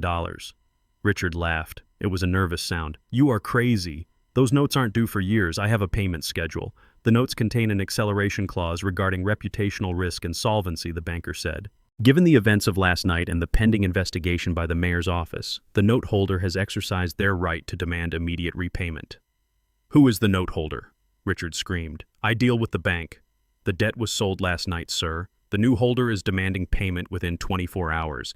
If the funds are not wired by close of business today, we are initiating foreclosure proceedings on the building and seizing all personal assets to cover the liability." Richard stood up. We could see him on the security camera pacing like a caged tiger. 24 hours. I don't have $12 million liquid. You froze my accounts. How am I supposed to pay payroll? Your accounts are frozen pending the resolution of this debt, the banker said. Good luck, Mr. Harrington. The line went dead. Richard slammed the phone down. He threw a vase against the wall. He was hyperventilating. He was watching his life dissolve in real time. He couldn't make payroll. If he missed payroll, his employees would walk. The union would strike. The company would collapse in a day. He needed a miracle. He started making calls. He called his investors. He called Mrs. Vanderhoven. No one answered. They had seen the video. They had seen the red X's. He was toxic. He was radioactive. At 9 o'clock, he sat in his chair, his head in his hands. He was weeping. It wasn't a cry of sorrow. It was the cry of a man who loved money more than he loved his own soul and was watching his God die. I looked at Terrence. "It is time," I said. Sarah stood up. She smoothed her skirt. She picked up her briefcase. "Remember the terms," she said. 51%, I said. "He stays as CEO. We need him to feel like he won. We need him to sign the death warrant thinking it is a treaty." Sarah nodded. "I will call you when the ink is wet." She left the office. I watched on the monitor as she entered the Harrington building. She didn't go to the service entrance. She walked through the front doors. The receptionist tried to stop her, but Sarah flashed a card and kept walking. She took the elevator to the executive floor. She walked into Richard's office without knocking. Richard looked up. His eyes were bloodshot. "Who are you?" "My name is Sarah Jenkins," she said. "I represent a private equity firm that specializes in distressed assets. We heard you are having a liquidity crisis." Richard straightened his tie. He tried to compose himself. He tried to put the mask back on. "We are having a temporary cash flow hiccup," he lied. "Nothing serious, Mr. Harrington," Sarah said, sitting down uninvited. "Your accounts are frozen. Your debt has been called. You have 6 hours before the sheriff arrives to padlock these doors." "That is not a hiccup. That is a heart attack." Richard slumped. "Who sent you?" "My clients prefer to remain anonymous," Sarah said. "They see value in your logistics network. They are willing to bail you out." "How much?" Richard asked. The greed flared in his eyes. $2 million cash injection immediately to cover payroll and unfreeze operations. Plus, we will assume the $12 million debt obligation and restructure it over 10 years. Richard's eyes widened. It was a lifeline. It was salvation. "What do you want?" he asked, suspicious. 51% of the company, Sarah said. "Controlling interest." "No," Richard said, slamming his hand on the desk. "This is my company. I built it. I am not giving up control." "Then you lose it all," Sarah said calmly. She stood up. "The foreclosure notice is already drafted. By tomorrow morning you will be on the street. Your penthouse will be sold at auction. Your yacht will be seized, and your daughter will have to find a real job." Richard flinched at the mention of Paige. He knew she couldn't survive in the real world. "Wait," he said. Sarah stopped at the door. 51% is too much. I need to run this place. I am the face of Harrington Logistics." "We agree," Sarah said. "That is part of the deal. You remain as CEO. You keep your title. You keep your corner office. You keep your salary. My clients are investors, not operators. They want you to keep driving the ship. They just want to own the ocean." Richard paused. He was calculating. He thought he could outsmart them. He thought he could take the money, stay in power, and eventually buy them out. He thought he was the smartest man in the room. "I stay as CEO?" he asked. "In writing." "In writing," Sarah said. She pulled a contract from her briefcase. Richard grabbed it. He flipped through the pages. He saw the $2 million figure. He saw the clause guaranteeing his position as chief executive officer. He saw the salary retention. He smiled. It was the smile of a man who thought he had cheated the hangman. "Where do I sign?" he asked. Sarah handed him a gold pen. It wasn't the cheap one I had bought for Terrence. It was a pen fit for a king signing away his kingdom.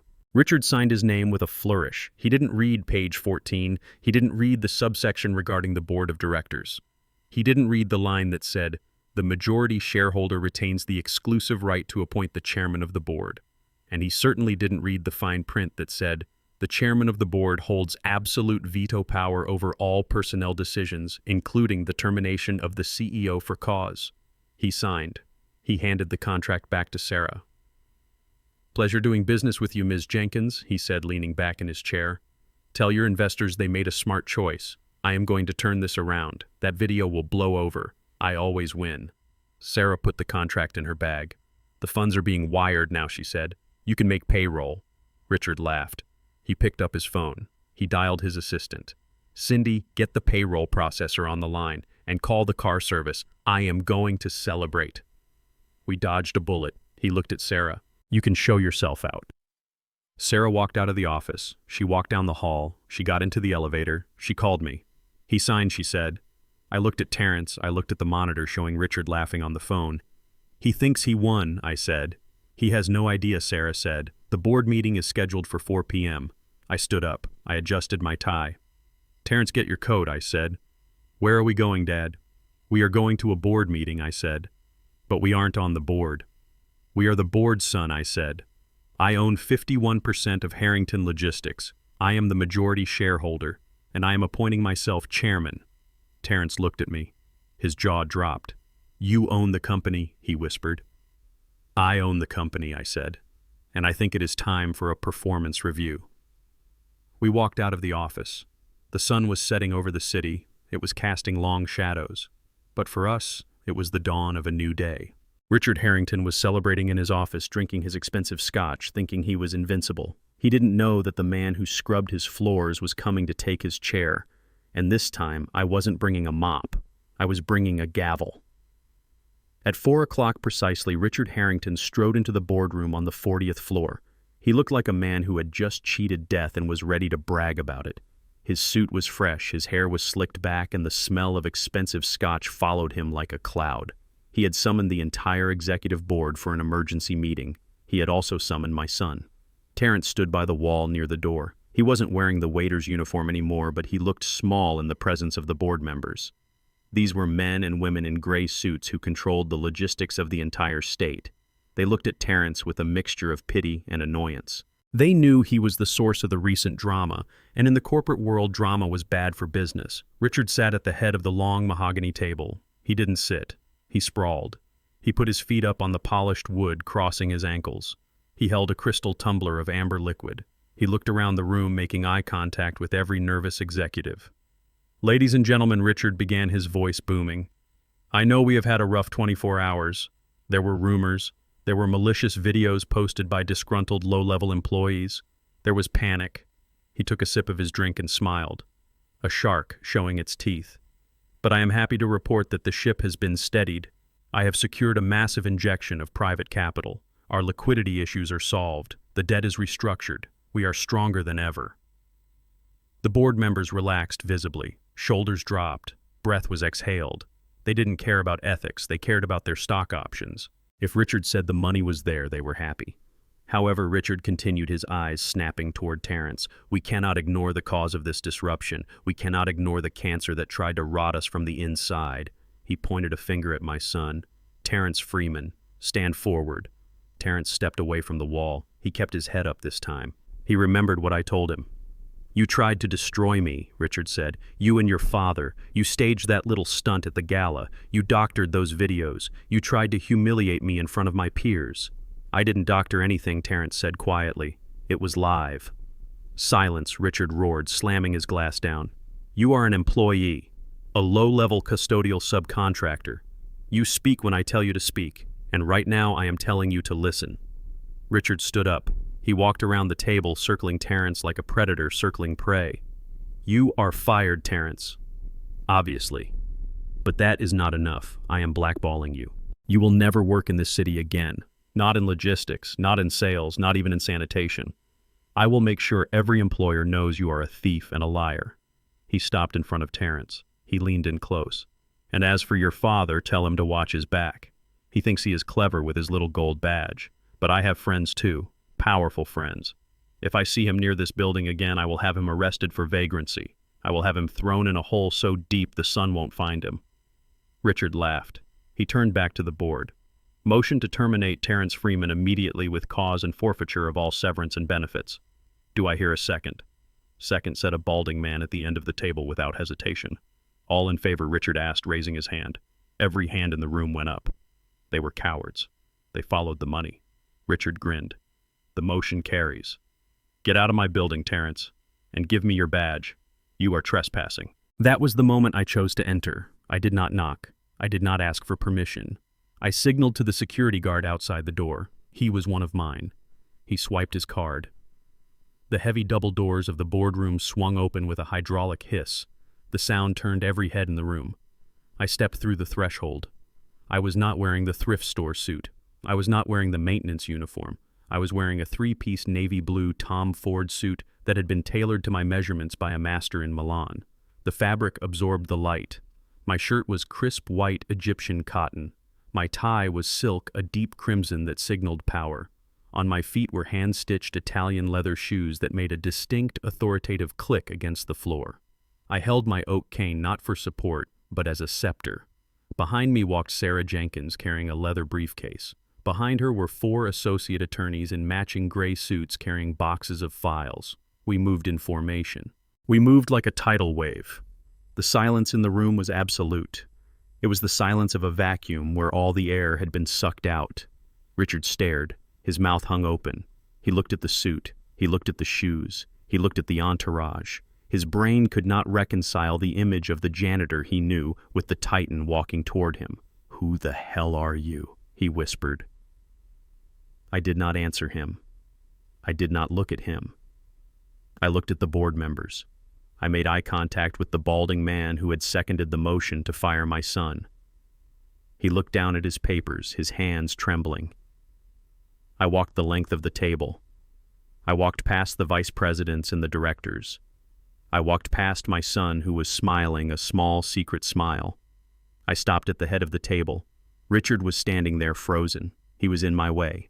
I looked at him then. I looked him up and down. I looked at his rumpled suit. I looked at the sweat stains on his collar. I looked at the fear in his eyes. "You are in my seat, Richard," I said. My voice was low, calm, and terrifying. "Excuse me," Richard stammered. He tried to laugh, but it came out as a choke. "This is a private meeting, Elijah. You are the janitor. You clean the toilets. Security, get him out." He reached for the phone on the table. I placed my hand over his. My hand was heavy, calloused, and strong. I pressed his hand down onto the receiver. "Do not touch my phone," I said. "Your phone," Richard sputtered. He pulled his hand back as if he had been burned. "This is my company. I built this. I am the CEO." Sarah stepped forward. She placed her briefcase on the table with a solid thud.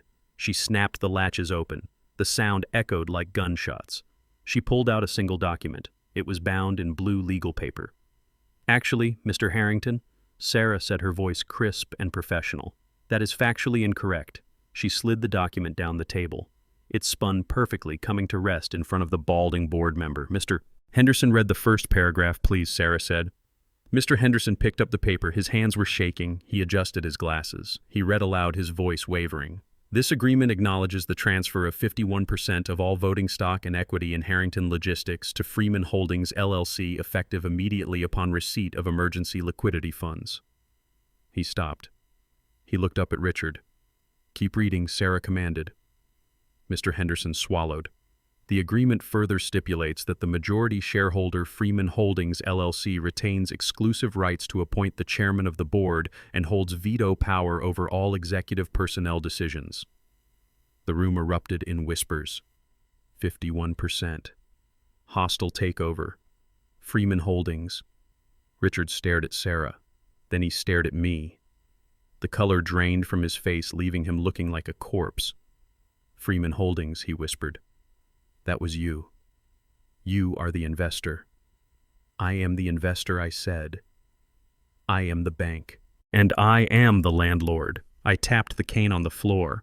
"Now, Richard, stand up." Richard didn't move. He was paralyzed by the magnitude of his mistake. He had sold his soul to the devil he thought he was crushing. "I said stand up!" I roared. My voice filled the room. It shook the windows. It was the voice of a man who had spent 40 years in the noise of industrial machinery. It was a voice that demanded obedience. Richard scrambled back. His chair tipped over and crashed to the floor. He stumbled away from the head of the table. I walked around the edge of the table. I picked up the chair. I set it upright. I unbuttoned my jacket. I sat down. I placed my hands on the mahogany surface. I looked out at the board of directors. I looked at the city skyline through the window. I looked at Richard standing by the wall, shaking. I turned to Sarah. "Ms. Jenkins, please record the minutes," I said. "Yes, Mr. Chairman. The first order of business," I said, "is a personnel matter." I pointed at Terrence. "Mr. Freeman, please approach the board." Terrence walked forward. He stood tall. He looked at me. "The previous motion to terminate Mr. Terrence Freeman is hereby vetoed by the chairman," I said. I looked at the board members. "Does anyone object?" Silence. Not a single hand went up. "Good," I said. "Furthermore, Mr. Terrence Freeman is hereby promoted. Effective immediately, he is the new Senior Vice President of Operations." I looked at Richard. "And you, Richard," I said. "You are fired." Richard gasped. "You can't fire me. The contract, it says I stay as CEO. It says you can't remove me without cause." I smiled. "Oh, I have cause, Richard," I said. I have so much cause. Sarah pulled out another file. Gross negligence, she read. Misappropriation of company funds for personal use. Creating a hostile work environment. Violation of federal environmental safety standards. And public reputational damage due to the viral video incident of last night. She looked up. Clause 4, Section B. The CEO may be terminated immediately without severance for conduct detrimental to the brand. I looked at Richard. You are detrimental, Richard, I said. You are toxic. Pack your things, I said. You have 10 minutes. Security will escort you out. Richard looked around the room. He looked for an ally. He looked for a friend. But there were no friends in this room, only employees of Freeman Holdings. He looked at me with pure hatred. You planned this, he hissed. You planned this whole thing. You set me up. I didn't set you up, I said. I just handed you the rope. You were the one who tied the noose. Get him out of here, I said to the security guards. 2 guards stepped forward, the same guards Richard had tried to order around the night before. They took him by the arms. They weren't gentle. Get off me, Richard screamed as they dragged him toward the door. I will sue you. I will ruin you. You can try, I said, but you will have to pay your lawyer first. And I own your bank account. The doors closed behind him, cutting off his screams. The room was quiet again. I looked at the board members. Now I said, let's talk about the cleaning schedule. This company has a lot of trash we need to take out. I looked at Terrence. He was smiling. It was a real smile, a free smile. Welcome to the board, son, I said. He nodded. Thanks, Dad. Or should I say, Mr. Chairman? Dad is fine, I said. I leaned back in the chair. It was comfortable. It fit me perfectly. I had spent my life cleaning up other people's messes. Now I was finally in charge of the mess, and I was going to scrub it until it sparkled. Richard was not going quietly. Even as the security guards dragged him into the hallway, he was reaching for his phone. He was screaming threats and dialing numbers with frantic fingers. He was calling his private contractors. He was calling the corrupt police contacts he still thought he owned. He was trying to summon an army to retake his castle. But he did not understand that I had already mined the castle from beneath. I stood in the doorway of the boardroom and watched him struggle. I picked up my satellite phone. I did not call the police. I called the Freeman Sanitation Operations Center. Shut it down, I said. Sir, the operator asked. The Harrington building. Initiate full containment protocol. Cut the main water line. Lock the electronic restroom access doors on every floor, and reverse the HVAC pressure in the waste ventilation shafts. Are you sure, Mr. Freeman? That will make the building uninhabitable in less than 10 minutes. Do it, I said. Flush them out. I hung up. Deep within the bowels of the skyscraper, heavy machinery groaned. It was a sound I knew well. It was the sound of industrial valves closing and pressure pumps reversing. The lights flickered as the building's systems rerouted power. Then came the sound of rushing air. It started in the basement, but it rose quickly. A low rumble that vibrated through the floorboards. Richard stopped struggling. He looked around confused. What did you do? He shouted. I just pulled the plug, Richard, I said. Then the smell hit. It wasn't just a bad odor. It was the concentrated essence of 40 stories of waste that had been backed up and pressurized. It blasted out of the vents. It seeped from the drains. It was a physical wall of stench that smelled like rot and sewage and decay. It smelled like Richard's soul. Doors opened all down the hallway. Executives and secretaries stumbled out, coughing and gagging, covering their noses with handkerchiefs. Oh my God, one woman screamed. It smells like death. The water coolers bubbled and went dry. The toilets in the executive washroom locked, automatically displaying red maintenance lights. The building was rejecting its occupants. You cannot do this, Richard screamed, his eyes watering from the fumes. This is illegal. This is bioterrorism. It is maintenance, I said, walking toward him. I detected a severe blockage in the system. I have to clear the pipes. And the biggest clog in this building is you. The lobby downstairs was chaos. The elevators were packed with people fleeing the stench. When we stepped out of the elevator, the air was thick and heavy. The receptionist who had sneered at me that morning was gone, having fled her post. Richard broke free from the guards. He stood in the center of the lobby, gasping for fresh air. He looked at his empire, which was now emptying out in a stampede of disgusted employees. You destroyed it, he whispered. You destroyed my legacy. I walked up to him. Sarah was right beside me. She handed me a document. I didn't destroy it, Richard, I said. I just revealed what it really was. A pile of waste wrapped in glass. I held up the paper. Notice of termination for cause, I read aloud. Effective immediately. Richard Harrington is relieved of all duties as CEO of Harrington Logistics. Reason for termination includes gross mismanagement, embezzlement of corporate funds, and creating a catastrophic environmental hazard. "You are firing me," Richard asked. His voice was small. He looked like a child who had lost his mother. "I am firing you," I said, "and I am evicting you." Sarah stepped forward. She signaled to two men in jumpsuits waiting by the door. "They weren't janitors. They were repossession agents," Mr. Harrington, Sarah said. "We have also exercised the default clauses on your personal debts. Since you have no income and no liquid assets, we are seizing collateral to cover the $12 million note." The men stepped forward. One of them held out his hand. "Keys, sir," the agent said. "What keys?" Richard asked, trembling. "The car," the agent said. "The Bentley parked out front. And the keys to the penthouse. You have 1 hour to vacate the premises before we change the locks." "My house," Richard choked out. "You are taking my house." "It is not your house," I said. "It is my asset, and I don't like tenants who don't pay." Richard looked at the keys in his hand. He looked at the Bentley visible through the glass doors. It was his pride. It was his symbol. He dropped the keys into the agent's hand. He slumped against the wall, sliding down until he was sitting on the floor. He looked exactly like Terrence had looked in that bathroom. Defeated. Broken. I walked over to him. I leaned down. "How does it feel, Richard?" I asked. "To be the trash?" He didn't answer. He just wept. But the cleaning wasn't done yet. There was one stain left to scrub. The revolving doors spun. Paige came running in. She was disheveled. Her makeup was smeared. She had clearly seen the news. She had seen the stock price plummeting. She had seen the text messages from her friends dumping her. But when she saw us, she didn't run to her father. She didn't comfort the man weeping on the floor. She ran straight to Terrence. "Baby," she cried out breathlessly. "Oh, thank God you are here." She grabbed Terrence's arm. Her nails dug into his suit jacket. "Terrence, you have to stop him," she said, pointing at me. "Your father has gone crazy. He is ruining us. He fired Daddy. He is taking the condo. You have to tell him to stop." Terrence looked down at her. He didn't pull away. He just stood there, solid as a rock. "He isn't ruining us," Terrence said. "He is saving me." Paige's eyes darted around the lobby. She saw the repossession agents. She saw the security guards. She saw the power shifting. She realized her father was a husk. She needed a new host. "Baby, listen to me," she pleaded, changing her tone instantly. Her voice became soft wet with fake tears. "I know I made mistakes. I know I lied about the pregnancy, but I did it for us. I was scared. I didn't want to lose you. I love you, Terrence. We can start over. Just you and me." She reached for his face. "We can go away," she whispered. "Your father has money now, right? He can set us up. We can go to Europe. We can have a real baby. I promise. I will make it up to you."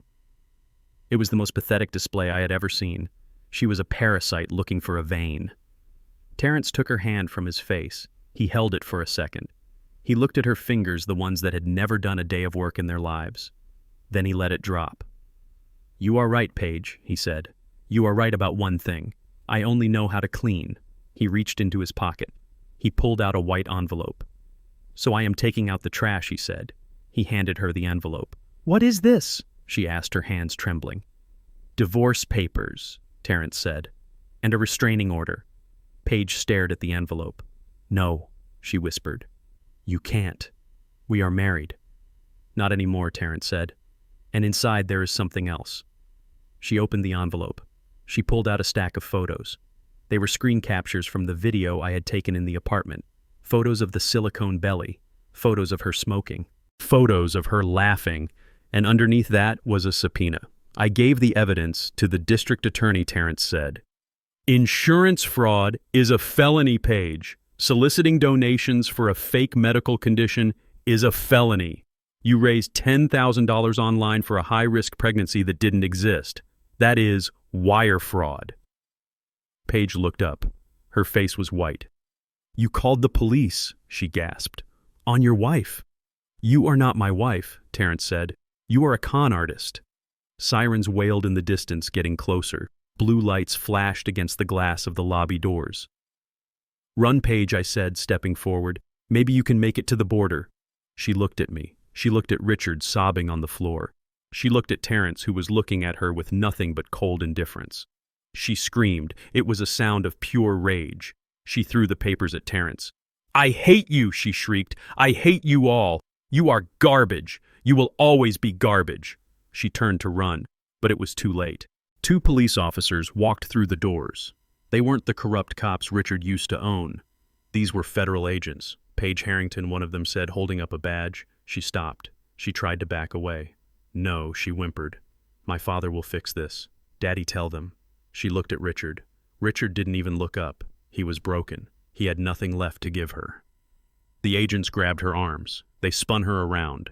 They cuffed her hands behind her back, the same hands that had held champagne while mocking my son. "You have the right to remain silent," the agent said. Paige was sobbing now, real ugly tears. "Terrence, help me," she begged as they dragged her toward the door. "Please don't let them take me. I am scared." Terrence watched her go. He didn't move. He didn't flinch. He turned to me. "Is it done, Dad?" he asked. I looked at the empty lobby. I looked at the fallen king on the floor. I looked at the queen being hauled away in chains. "It is done, son," I said. The smell in the building was awful, but to me it smelled like victory. It smelled like a clean slate. "Let's go home," I said. We walked out into the night, leaving the ruins of the Harrington Empire behind us. We had scrubbed the stain away, and now finally we could build something real. 6 months passed before I saw Richard Harrington again. The winter had come early to the city, turning the streets into rivers of gray slush and freezing rain. I was sitting in my car outside the old Harrington building, which now bore the name Freeman Environmental Services, in modest steel lettering. I wasn't there to work. I was there to conduct an interview. Sarah had told me that a walk-in applicant had been begging for a meeting for 3 days. He had no appointment. He had no resume. But he refused to leave the lobby. I told security to let him in. When the man walked into the office, he looked 20 years older than the last time I saw him. His hair was white and thinning. His face was gaunt, the skin hanging loose around his jaw. He was wearing a suit, but it wasn't bespoke. It was off the rack, ill-fitting and stained with rain. He held a plastic bag with his worldly possessions. It was Richard. He didn't look at me with arrogance anymore. He looked at the floor. He wringed his hands together. "Elijah," he said, his voice cracking. "Thank you for seeing me. I have been having a hard time." I didn't offer him a seat.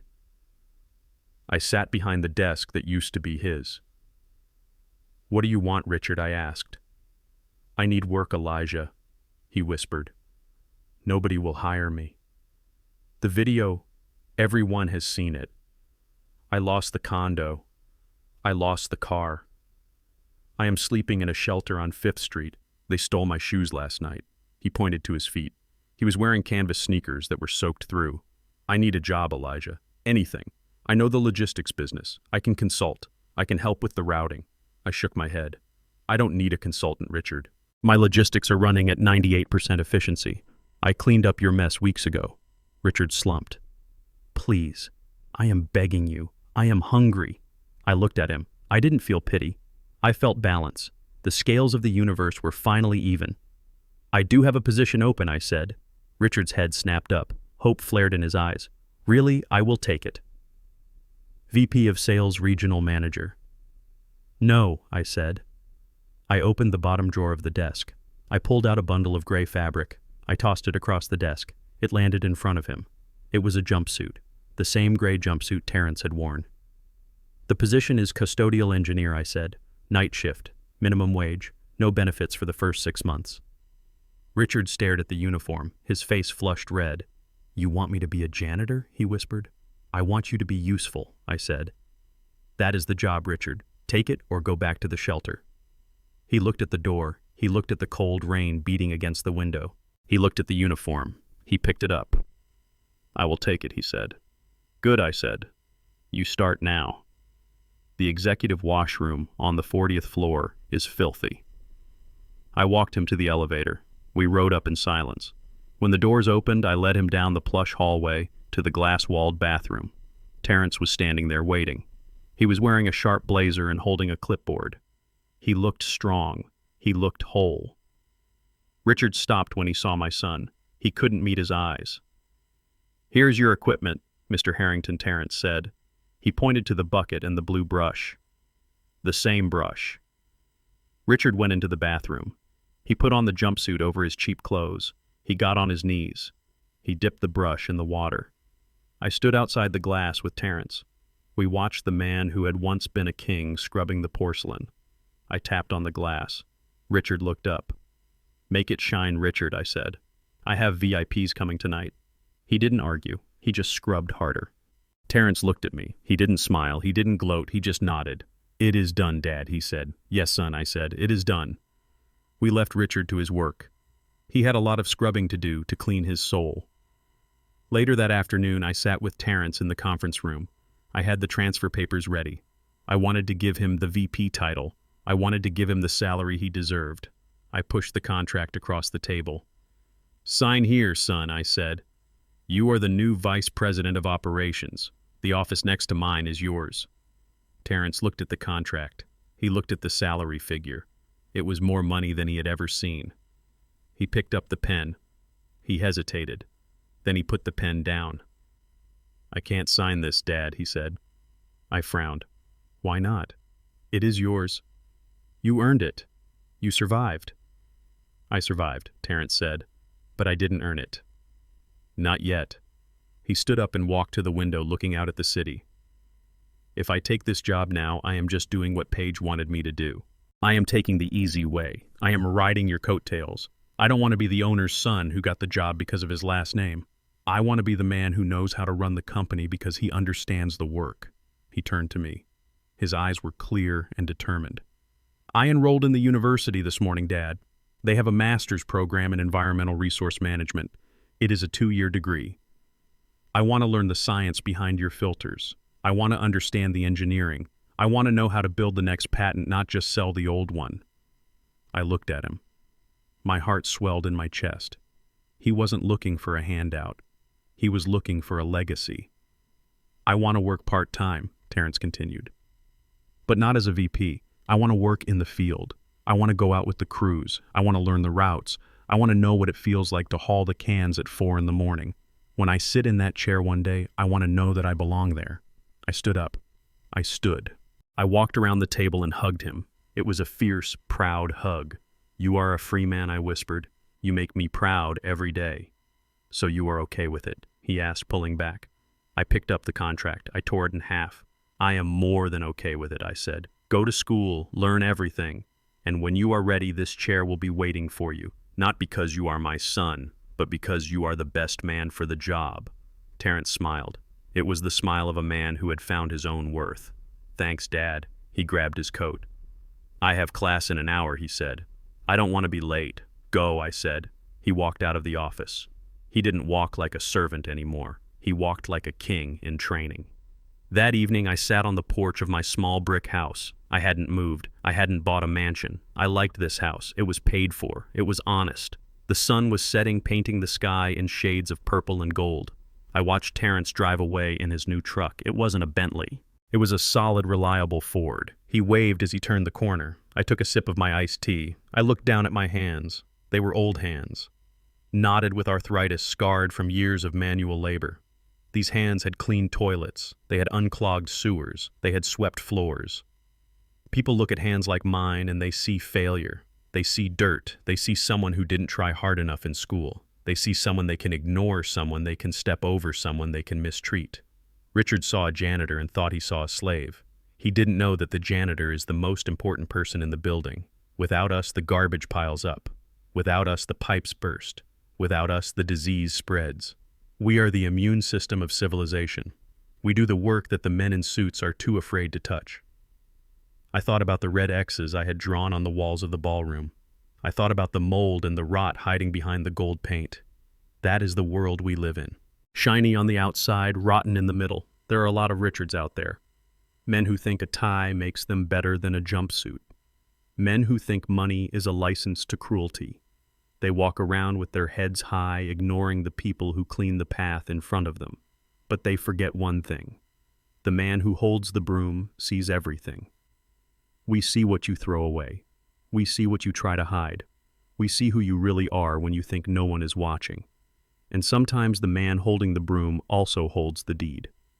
I am Elijah Freeman. I am a janitor, and I am the CEO. Never underestimate the person cleaning your bathroom. They might just be the one who decides when to flush. If you enjoyed this story, hit that like button and subscribe for more tales of justice served cold. And remember, treat everyone with respect. You never know who is signing the checks. I leaned back in my chair and watched the stars come out. The air was clean. The street was quiet. It was a good night to be a janitor.